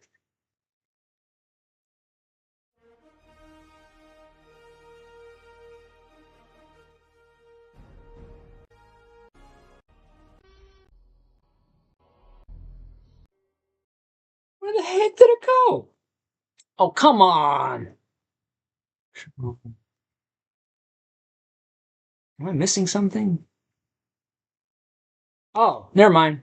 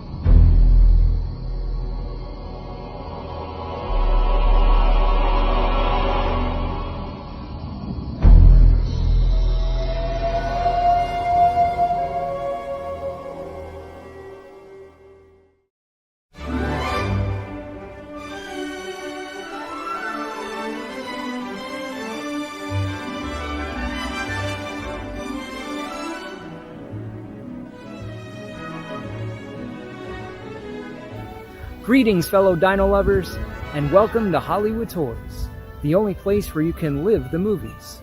I am your host, Magic Mike, and welcome to the channel.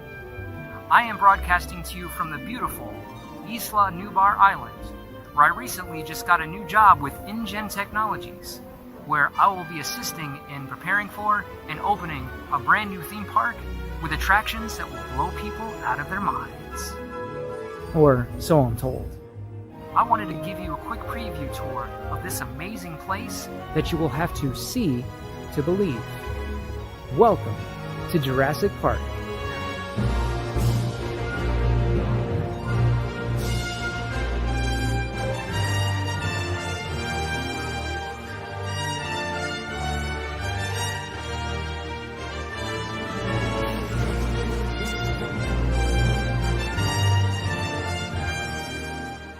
Dino Dookie.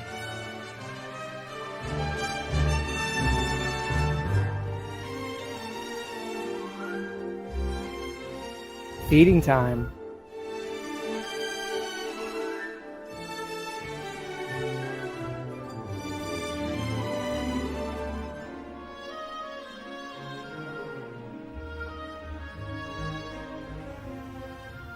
Hey, Hammond! What did the cow say to the butcher? Please stop, or we're gonna have some beef.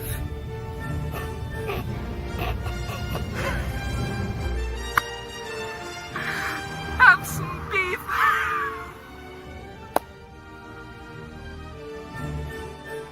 I really hate that man.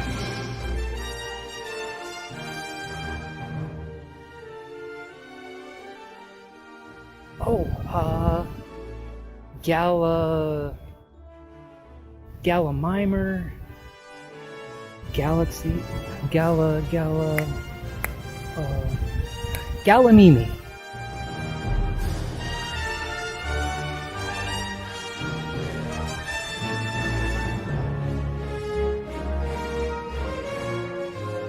Yeah, close enough.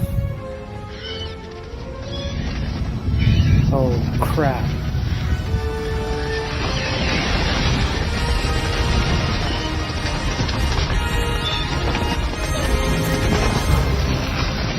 Whew. That was a close one. I think that's enough for the tour. Roll tape.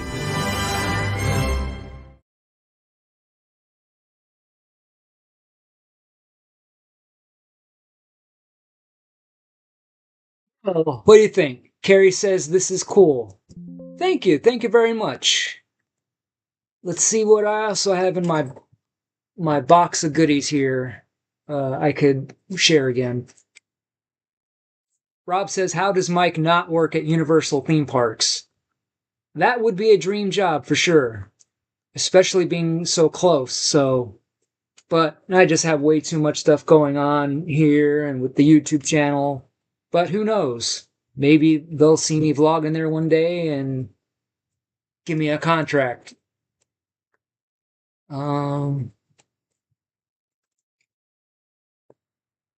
Okay, here's my old Chucky intro video. Check it out. Andy,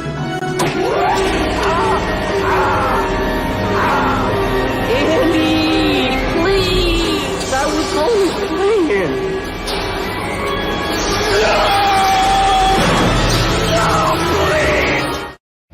Hi, I'm Christina Lees from Child's Play franchise, and you're watching Hollywood Tours.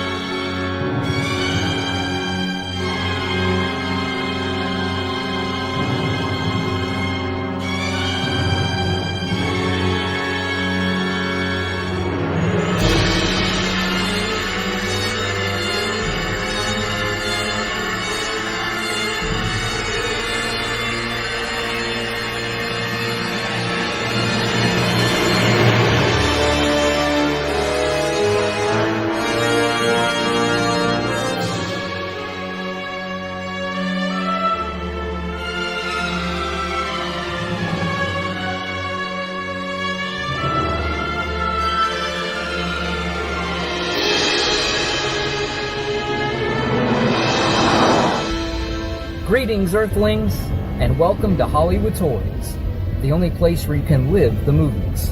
I am your host, Magic Mike, and welcome to the channel. For the longest time, I've been a fan of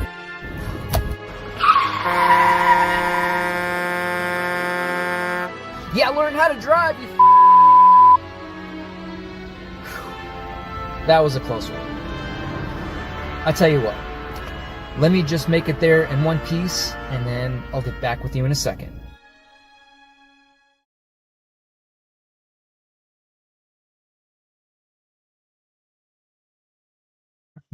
Rob says, I don't know, Mike, you have some dank videos. Thanks, I appreciate that. What else we got?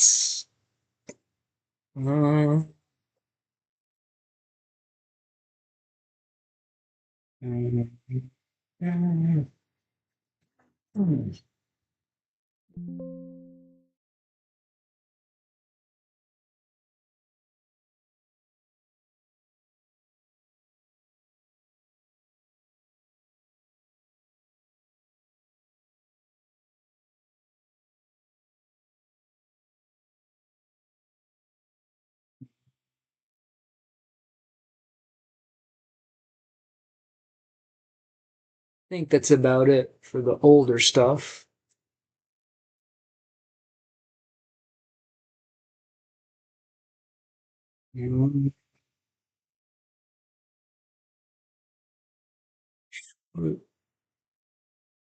Oh, right. It's that. It's that. It's that.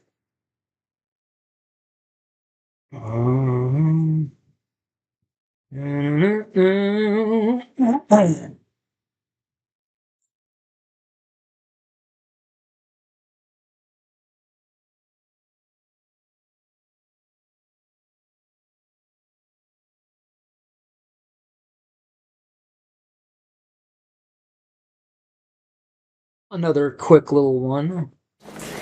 Hinky. Well, what does that mean, Vince? Hinky. I don't know, strange. Weird. Why don't you say strange or weird? I mean, hinky, that has no meaning. We say hinky. Hey, this is Daniel Roebuck, and you're watching Hollywood Toys.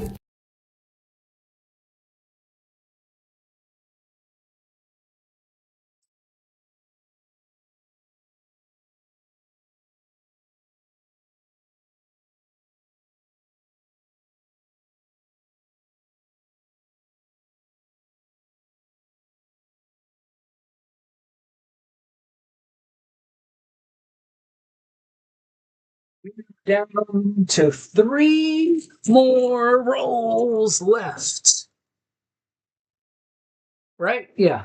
Got one I'm working on cutting now, and 2 boxes. So did I put anybody to sleep yet, or what?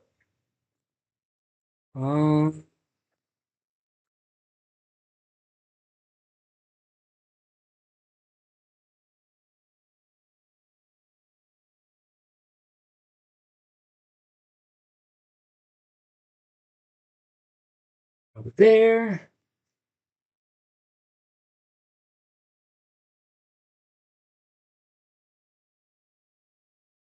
Okay.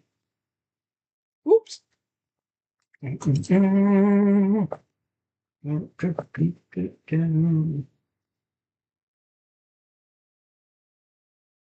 Yeah. Touchdown. Slide. Telltales. That one. And that one. And that one. Yeah.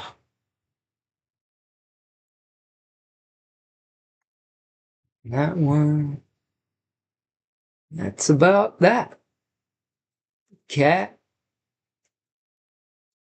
All right. Mike getting it done. We're trying. Okay. Won't be long now before we can get to some good Yakma stuff.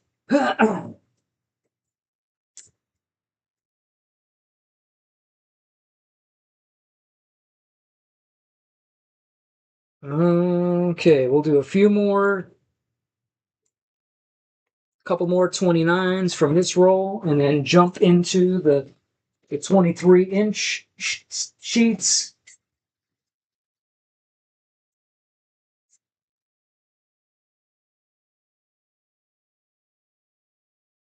And then just think, after I do that, phase 2 is going and flattening all the sheets out. So much fun.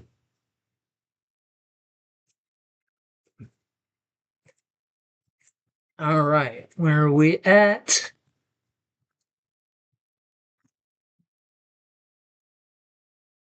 We still have 11 people here? Man, you guys must be glutton for punishment, I tell ya.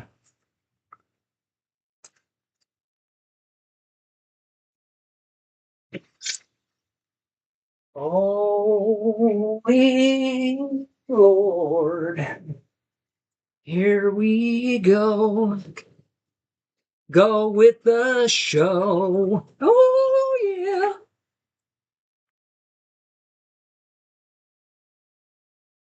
Let's see. So I'm going to be doing videos on how to use movie clips for more than just a mere entertainment, but to use them as motivators so that you too can live the movies. So, like, for example, I think one of the movie clips that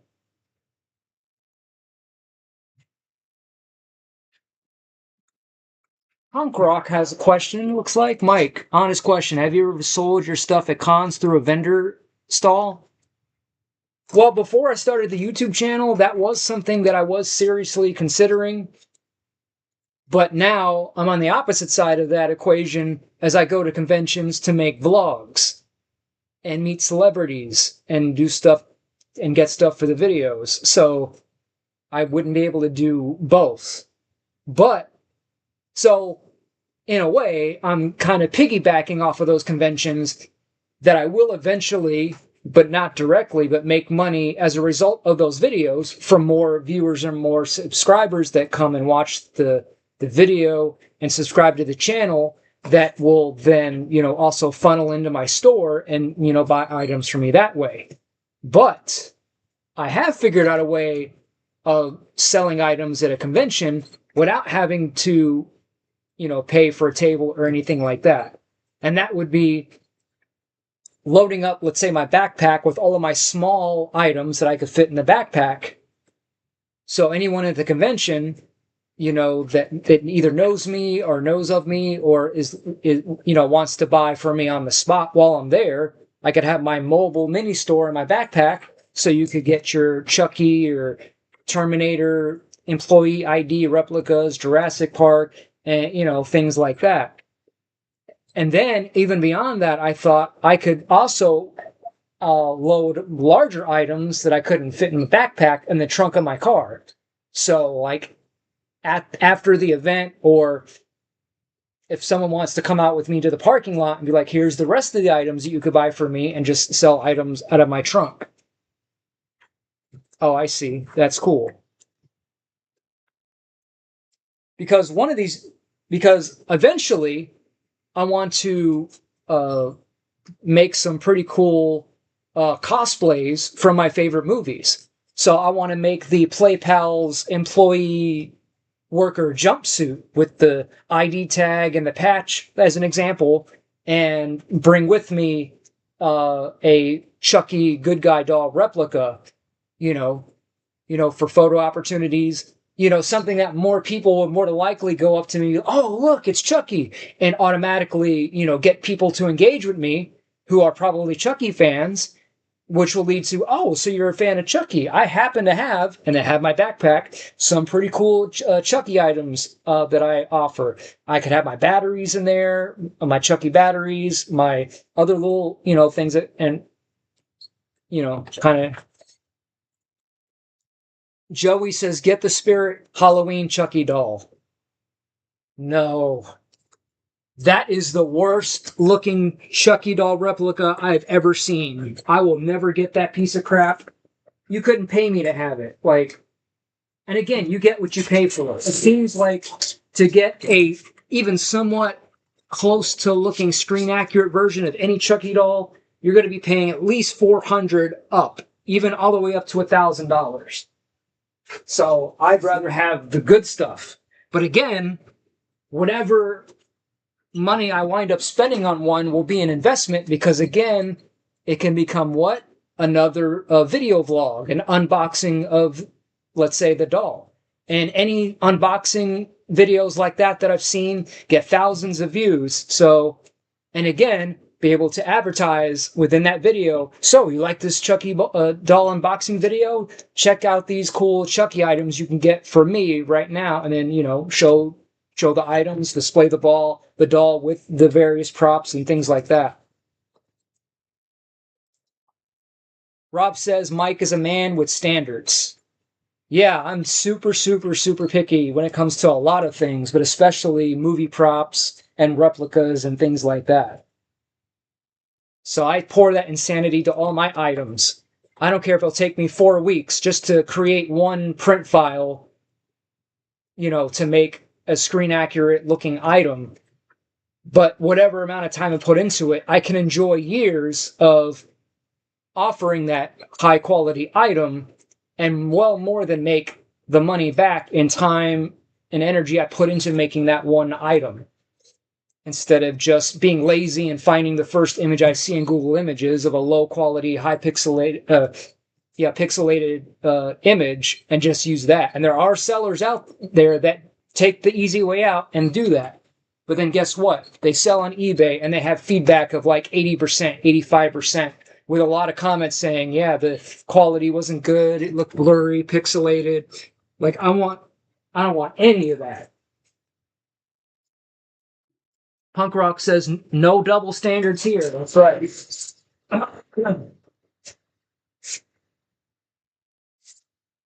All right. Now we can start with the 23s. What do you say?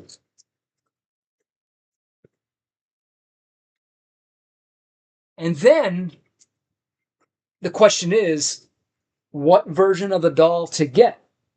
Because there's the unpossessed version, there's the possessed version, there's the Bride of Chucky version. So, you know what I mean? And there's only so much space one has just for one extra doll, because those dolls are huge, like this big. So, plus I want to get the chrome skull prop replica from Trick or Treat Studios and make that be a display. I have so many ideas for that, which again, become also future content for the channel. Okay, did I do that one right? Yeah, okay, right sides. Oh boy.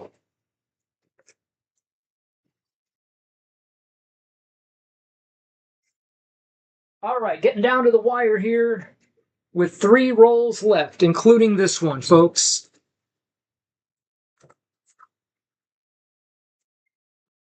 Yeah, every time I go to Spirit Halloween and I see that stupid Chucky doll, I just cringe every time. I guess I just have that eye for detail that can instantly tell how inaccurate it is versus accurate. The doll box itself that literally says Chucky on it, whereas an actual screen accurate replica of the box doesn't say Chucky on it. It's Good Guys, because it's a good guy doll. So, And let me rant on you on another thing that drives me up the wall. You guys want to hear about it? Are you guys ready for this? Let me know. Throw me some likes. Throw me some chat comments. If you want to hear me throw some shade. Pretend Story says Indian street food. No. Give us the rant, Mike. One more person comment, and I'll let it all out. What do you say? Let me know you're out there listening and watching. Carl says, I can't stop watching The Sopranos, Mike. Well, put it on pause, record it, DVR it. and finish watching me. Carl says I got 2 beers. Well, you could drink the beers while watching me, Carl. It's not that hard.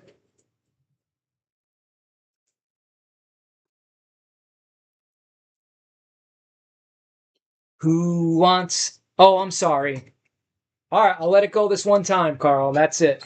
So, anybody else wants to hear the Magic Mike rant? Punk rock? All right. He's also says he wants to know what drives you up the wall. Pretend Story says, hey, Carl. Sup, punk rock? Carl the fan. All right. So, here it is. Kind of basic and minor, and just a bit of a nitpick. But for people out there who make, build,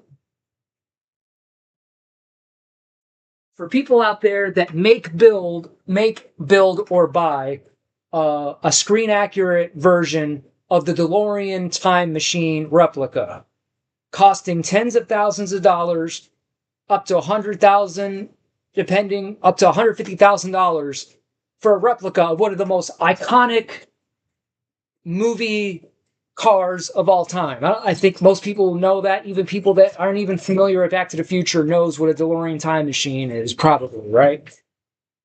And, the whole idea is, the fun of it is to have as screen accurate, especially spending that kind of money. Obviously you want a super screen accurate time machine. Duh, that's the goal. I know that's what I would want, right? So you want every part of it, every piece of it. You go around all of it and scrutinize with your eyes and with the camera to where it's pretty much screen matched 100% to that car in the movie. Okay, great. So I kind of get it, but then I don't get it. What I don't get or understand are the people that have those replicas. And again, it's their car. They could do whatever they want, whatever makes them happy, and I get that. But I just don't understand putting all that money into a car to have as screen accurate of a car as possible, but then they'll have the actors from the movie autograph different parts of the car, on the inside, outside, on the dashboard, especially on the sun visor. That kind of instantly now makes it an inaccurate, non-screen accurate car. Because last time I checked in the movie, there is no autographs anywhere inside or outside of that car. Right? It would take me out of it. It would just be, oh, it's a replica, and oh, there's all this scribble junk on the dashboard. Not that their signatures aren't worth money. Like, I would like to have those signatures, but I'd rather have it on a poster or something like that. So it's not the signatures I'm against, it's where they're being placed. I just never understood that. Or it would almost be no different. Like, you might as well take the Back to the Future logo on a plaque and put it somewhere on that car that's visible, on the inside or outside. Right? Like, it's a movie car. It's supposed to be from the movie. And just not just with Back to the Future, but there are a lot of other movie cars that owners of those cars will have people involved in the movie sign the car and absolutely make sure it's visible. You know what I mean?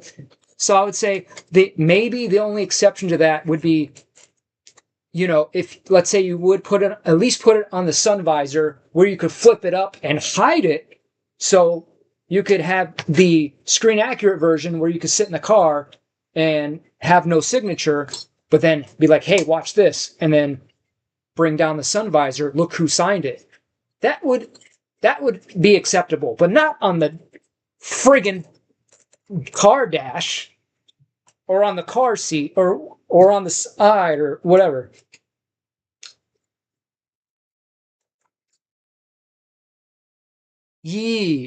Rob says, wings sound good in the DeLorean. Wings sound good. You mean like buffalo wings? Punk Rock says, so true. Pretend Story says, agreed with everything being said. Punk Rock says, like the seat the Seas ship. I don't know what that is. And he also says, Mike, I don't get why people have movie cars and not drive them and have fun in them. That's my rant. No, I'm totally with you there. It's a lose-lose. Like, I get why you wouldn't, because you have a $150,000 car, or $100,000, or even $50,000. You don't want to take it out and risk that car being damaged in a car wreck, or being stolen, or being vandalized. So I'm 50-50 on that. Versus, yeah, absolutely. Like, if I had a DeLorean time machine, I wouldn't always keep it housed up. I would once in a while, once a month, a couple times a month here and there. Yeah, I would drive it. But again, with a little more anxiety, like at any second, someone could ruin that multiple $100,000 investment at the same time. So I'd rather have a movie car that isn't quite as expensive, like maybe the RoboCop cruiser from RoboCop, or one of the Jurassic Park Jeeps, but not a DeLorean time machine. Just a DeLorean by itself. They're going between $50,000 and $70,000 nowadays. So, yeah. Show cars smell. I haven't, not that I've seen so far. Pretend Story says, Mike, seeing as you're a YouTube sensation and such, did you ever make a pilgrimage out to the Adam the Woo death site? No, I just haven't had the time to really do that. But, I did make a video on it and said my piece about it. But, I don't know. Part of me wanted to, but then part of me didn't want to. I don't know. It's hard to explain. Between that and just being so dastardly busy anyways, so... maybe one of these days. And I appreciate the comment, although I'm working on it. One of these days, I maybe if I'm lucky, I'll be somewhat of a sensation. Damn, wings sound good right now. I love those wings. Pretend Stories, I know, right? Those crispy wings. Oh, stop it. Oh. Even though I already ate, too. Rob says, Mike's a better YouTuber than Adam the Woo. Oh, I don't even come close. Are you kidding me? But one of these days, maybe. Agree. Like this cat. Yep. And then the other rant. Not to throw shade at any of my fellow collectors out there, so please don't take this the wrong way. We all have our fandoms, and you like what you like, so... It's nothing personal. It's not, this person's bad for doing that, or I question their taste, or anything like that. But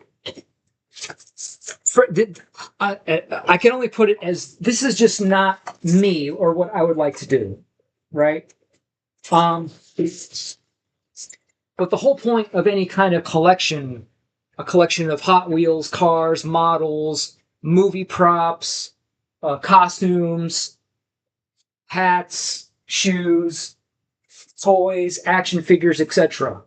The one thing that I don't get, and I get it, but I don't, but I do, kind of thing. The people that collect mainly just from one that collect everything from just one character or one movie or one franchise. So as much as I love Superman, and I have Superman figures, displays, pictures, etc., and have Superman items also that I sell, I just don't get the collector who collects nothing but Superman, and the entire room is nothing but Superman posters, costumes, 50 different versions of the Superman figure.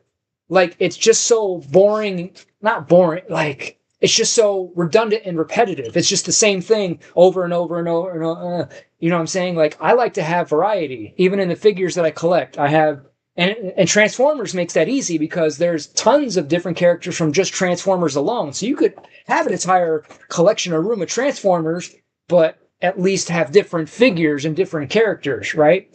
That's cool. That's what I like. But not the person personally, but the collection that has just Optimus Prime, like every Optimus Prime figure known to man, filling shelf after shelf after shelf, plus a poster, plus the costume, plus the bed sheet, plus the pillowcases, plus the mug, like. I, for the most part, want to have one. There are exceptions to every rule. I want to have one, let's say, figure of every character, with the exception of, let's say, Optimus Prime. I have the original G1 Optimus Prime figure, but I also have a movie Optimus Prime. But that's it's like the same character, but at least it's from two different factions, if that makes sense. So yeah. So there's a little bit of that. Oh man, I need to keep track of the time so I don't impede on Yak's time. So we'll probably go another 10 to 20 minutes at the most, and then wrap things up. You know what I'm saying? Yeah.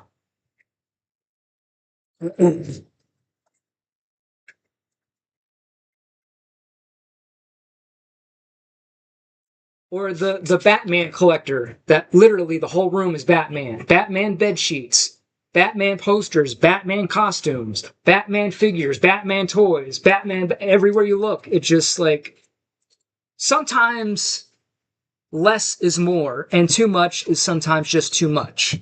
It just doesn't look right. I don't know. It's hard to explain. Whereas me, I like to have variety. Or if I'm going to have two figures of the same character, I at least want it to be a different version of that character, like the Back to the Future figures. There's the 1955 Doc, but then there's the 1985 version of Doc, and the different versions of Marty, but at least they're different versions, you know?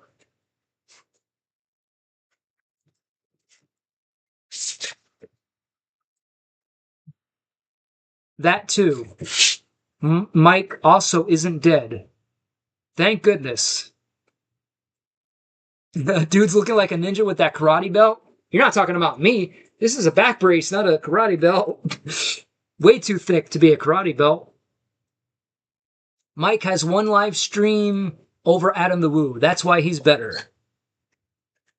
Okay, so technically I'm a better live streamer than he is, but he's a better vlogger than I am. So that's fair. But I am working to be the #2 vlog master here soon, once I'm done with all these awesome intros.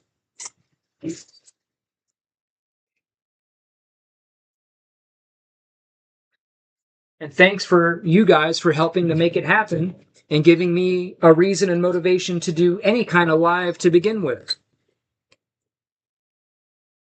Mainly inspired by Zach. And participating in his lives is how this all started. And I'm like, you know what? I'm gonna try this live thing myself too. You know what I mean?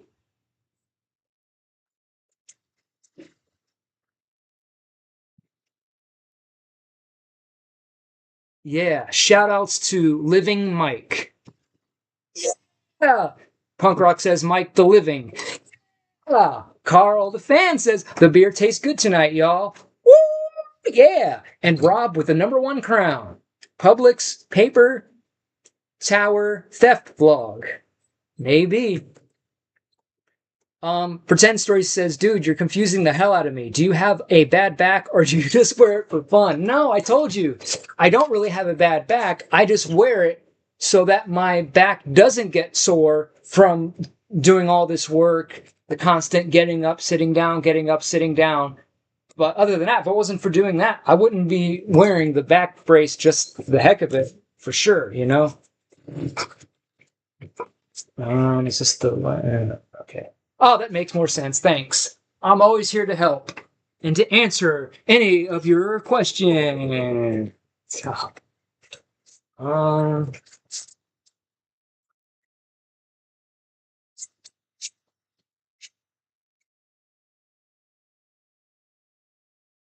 Let's see here.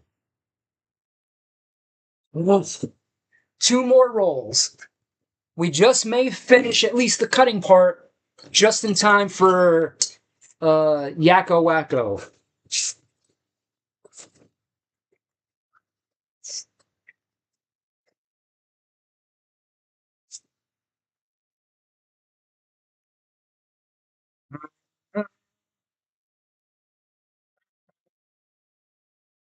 Da-da-da-da.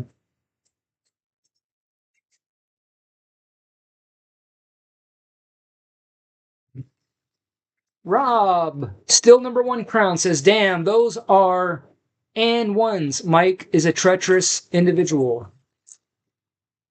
What the heck is it? Oh, the shorts. Sure enough. All right.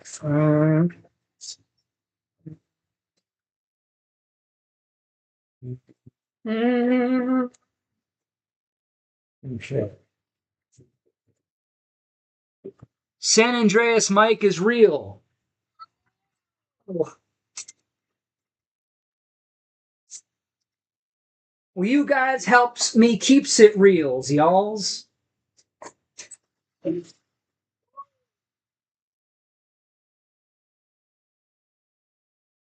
Do I have red sneakers? No. Red is one of my least favorite colors. Oh. Red shoes, red clothes, red cars, just red overall. Just not one of my favorites.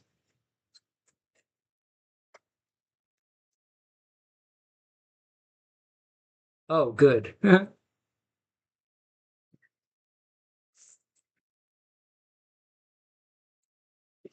Although I can't imagine Mario being any other color than red.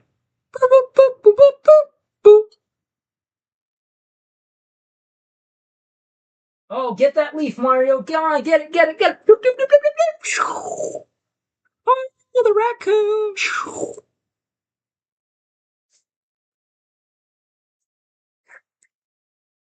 Okay.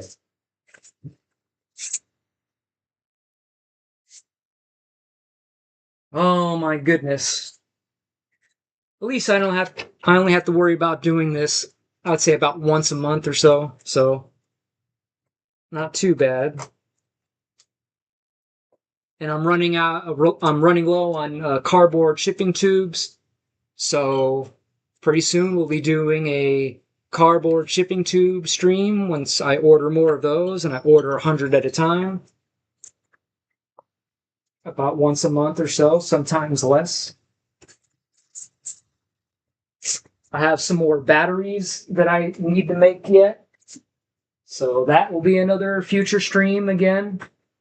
I got more shipping cardboard that I got to cut. So that'll be another future stream. If y'all like that kind of crap. Rob says, Mike, don't bang no Suwu Crip Gang. Don't know what that is. Yes! What's going on? If you're not supposed to eat batteries, why'd you make them taste so good? Nobody said anything about them being eaten. What are you talking about? Go to the hospital now and get your pumic stump.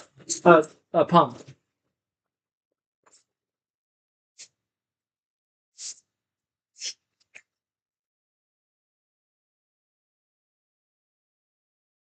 Mm. Mm.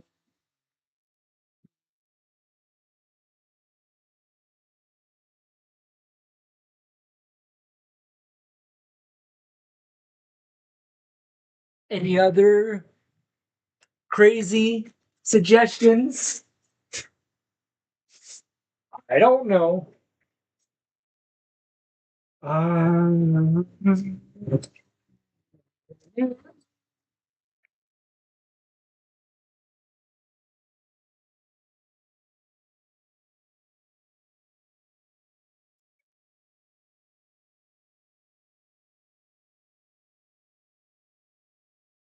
what kind of sauce do you like for your wings?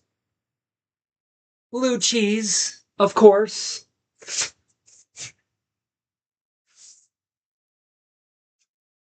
I know what this is. Y'all want me to do a wing live stream, don't you? I see.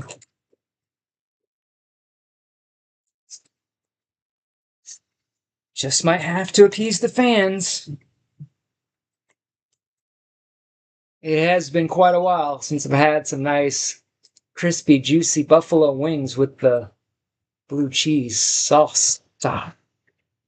Rob says, I'd watch that. Blue cheese chug challenge? No, that's not my department.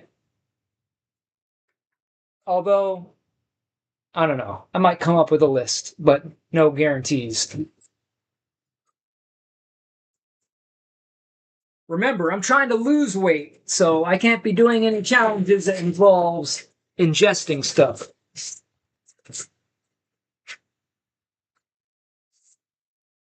Although the exception to the rule might be that my chocolate donut stream after I completely get rid of this stupid gut.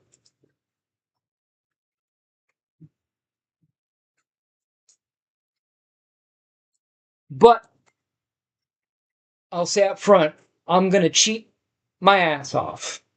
I'm going to have a bottle of Pepto next to me just in case, because I do not like getting sick and throwing up. I haven't done that in at least the past 10, 15 years. When I do feel like I need to, I do anything and everything to stop myself from whatever. I hate it. I hate it. I hate it. You know,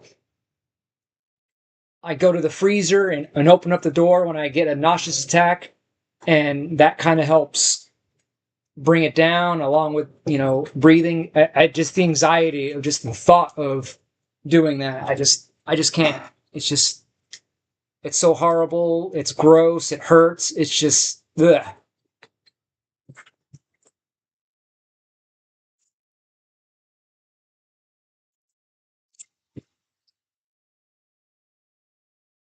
Rob says Mike would crush a blue cheese chug. No, he wouldn't.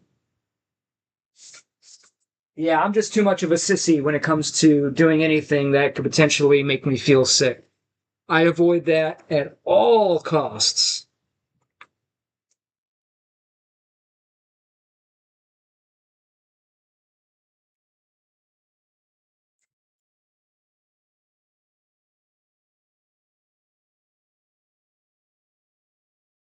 Punk Rock says, Mike, since I know you are an honest dude, I'll donate $50 to do it. I know you won't scam me like Zach has.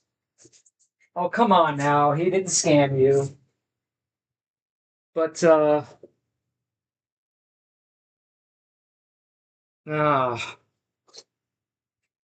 I just,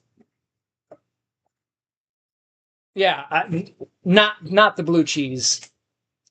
That will definitely make me, yeah.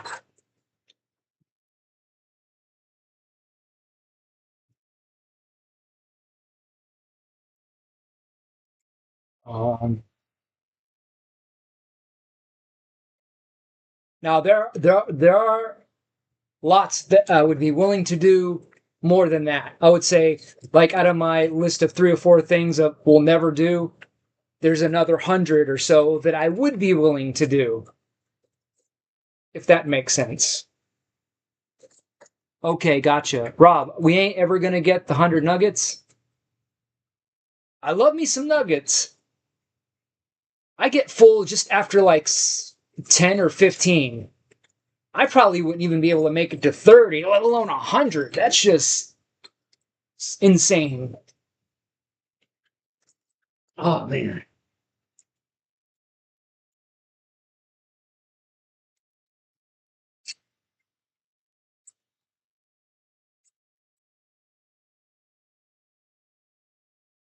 And I don't like any hot, spicy kind of food, so none of that either.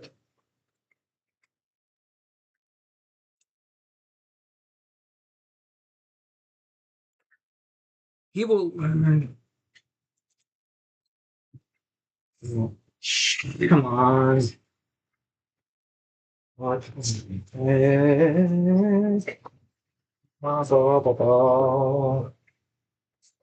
Almost down to the last roll after this. All right, we got to pick up momentum here. Go, go, go, go, go. Go, go. Woo! Woo!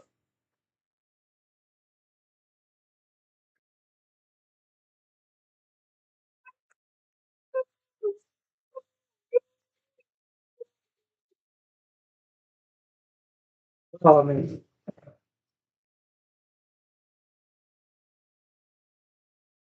I'm giving myself till 10:20. I'm gonna end it by then at the latest, regardless if I finish doing them or not. So it's the cut the paper challenge or something. Um, just eat a bite of battery. You will see what I'm talking about. No, it's okay. Oh.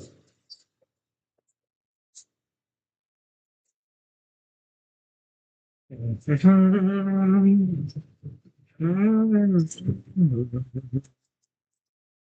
don't know.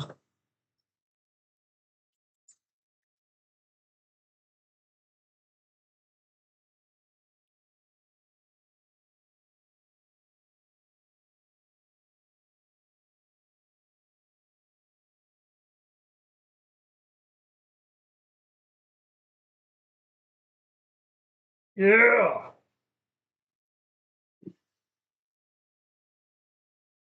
Carrie says, getting lots of work done during this stream, Mike. And with y'all's help, I really appreciate it. I probably wouldn't be nearly as close to being done if it wasn't for all you kind folks, always with the positive vibes and the words and the fun and the laughs. You guys are my reason for going on. And we're down to the last roll. We just might barely make it. What do you think? At least the cutting part. Then we have the whole mess of boxes that we'll get to later on, and doing all the flattening while watching Yak Boy. All that. All right. Come on. No more slacking. Man, it's amazing how much talking takes out of your voice.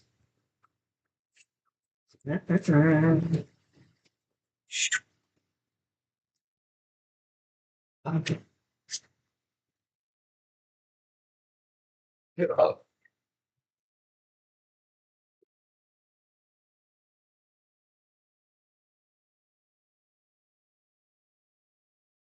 Oh, don't fall. Oh.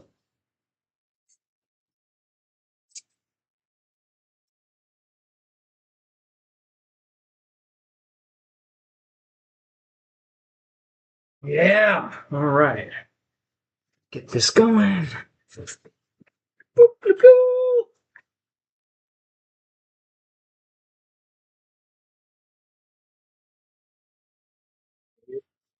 Yeah. Oh.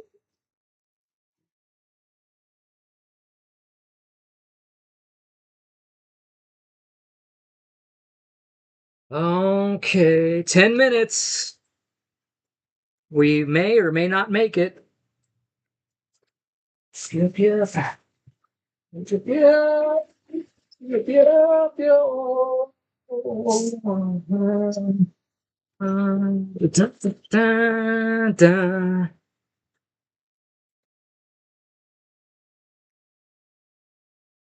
Also, big shout out to my good friend Uncle Joe for stopping in. Thank you very much. Now that he knows where I live right here on YouTube, it'd be nice to see some more of him come along, interact with the chat and the fans. Oh yeah. That's right. Punk rock, y'all. Bam. Just like things.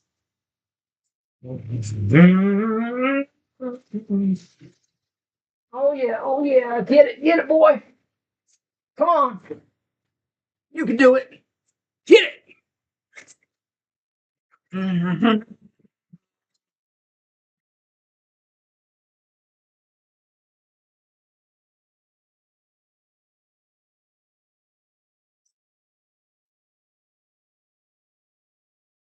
You mean the Uncle Joe show? No, just a friend of mine that I call Uncle Joe.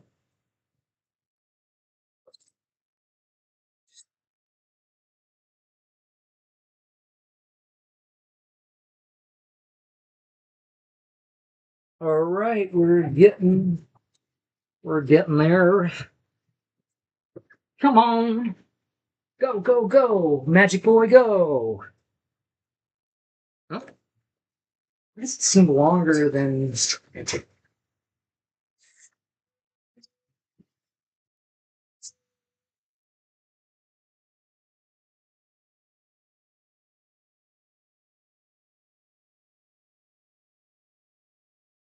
So, any of you out there that's as much of a fan as I am of the Robin Williams movie TOYZ? That's definitely on my list of movies that I'll be making videos about. Much love for that movie. And as funny and talented as Robin Williams is, even though he's the main character in that movie, I don't think he's all that funny, let alone the funniest. I think the greatest and funniest character in that movie is LL Cool J. Definitely the most entertaining character of the whole movie. Seamus says, hell yeah, I love toys. Can you reenact a scene for us? I will try. If I get these done in time, I will do it. If not, we'll do it another time. Because I want to give you my all and be able to concentrate. But yeah. We're getting there. We're getting close. I think we just might make it. That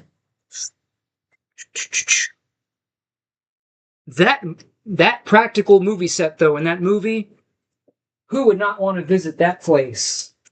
Such amazing art and production design in that movie.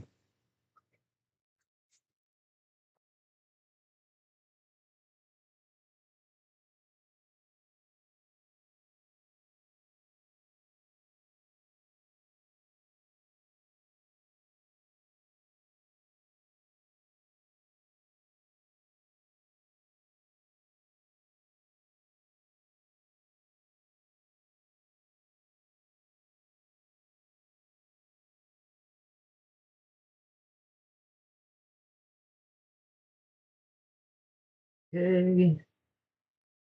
Second now. Woo!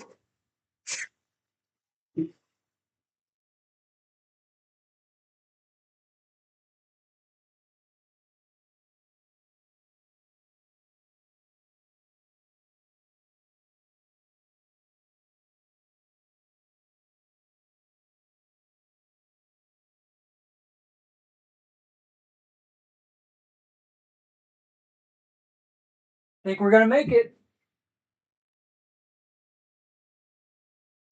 Yeah, we're gonna make it. Oh my lord. Last sheet right here.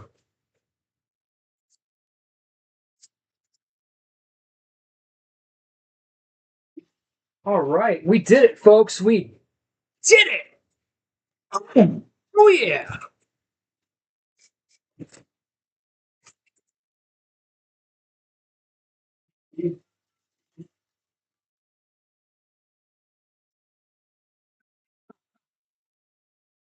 Oh my, miracles can happen. And you know, if you put your mind to it, you can accomplish anything. Mm-hmm. And now we get to take a break and do a little striptease.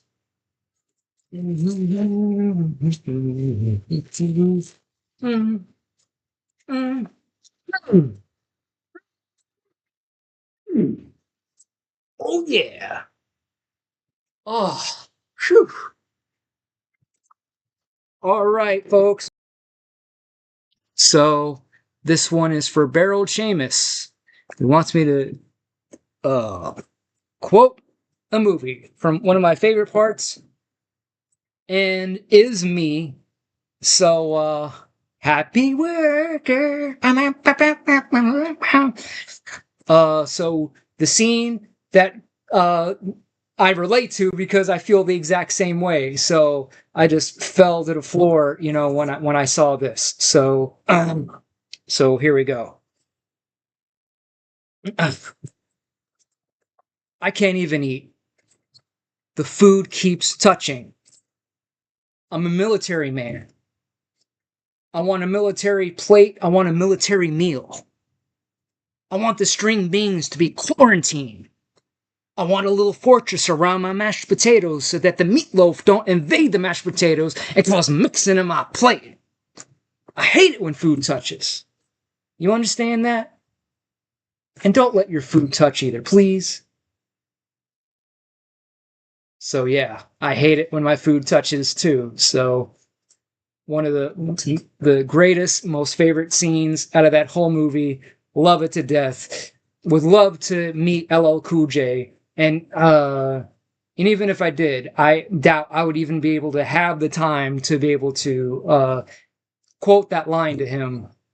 But yeah, if I did, have the time and if time allowed, I would absolutely do it.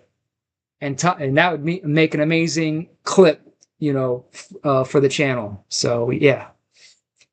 All right, folks, we finished just in time to tune into the Act Show. So everybody, I'm going to make this a quick goodbye. Everybody, thank you so much for stopping by and hanging out with me and enduring the craziness. Had a few laughs here and there.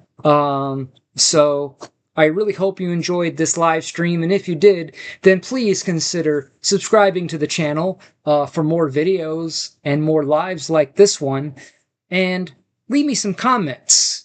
Give it a thumbs up, and share the video. You can also follow me on all of my other social media, TikTok, Instagram, Facebook, Discord. All the links are in the description box below, and get ready to stay tuned for another amazing live from Yakov Petrovich. So be sure to subscribe to his channel so you won't miss a thing. And so thank you very much. Barrel Chama says, a young Jamie Foxx in that movie too. Oh man. Thanks for making me feel old. Yeah, I know. Phew. Rob says, no worries, Mike. Good stream. Oh, thank you very much. I'm still working on it. I'm new to the streaming thing, so I'm still, finding my place, figuring out my routine, my format. Still a lot to do, but I'm getting there. But I think most of you could agree that I've come a long way already from my very, very first live ever to now. And it's only going to get better as I strive for quality, for variety, for... You know what I'm saying. So Carrie says, good stream. Thank you very much, Carrie. Thanks enough for all the kind, flattering words. I really appreciate it, and appreciate everyone else. So to everyone out there watching, this is Magic Mike reminding you to live for your family and friends. Live your best life and live the movies.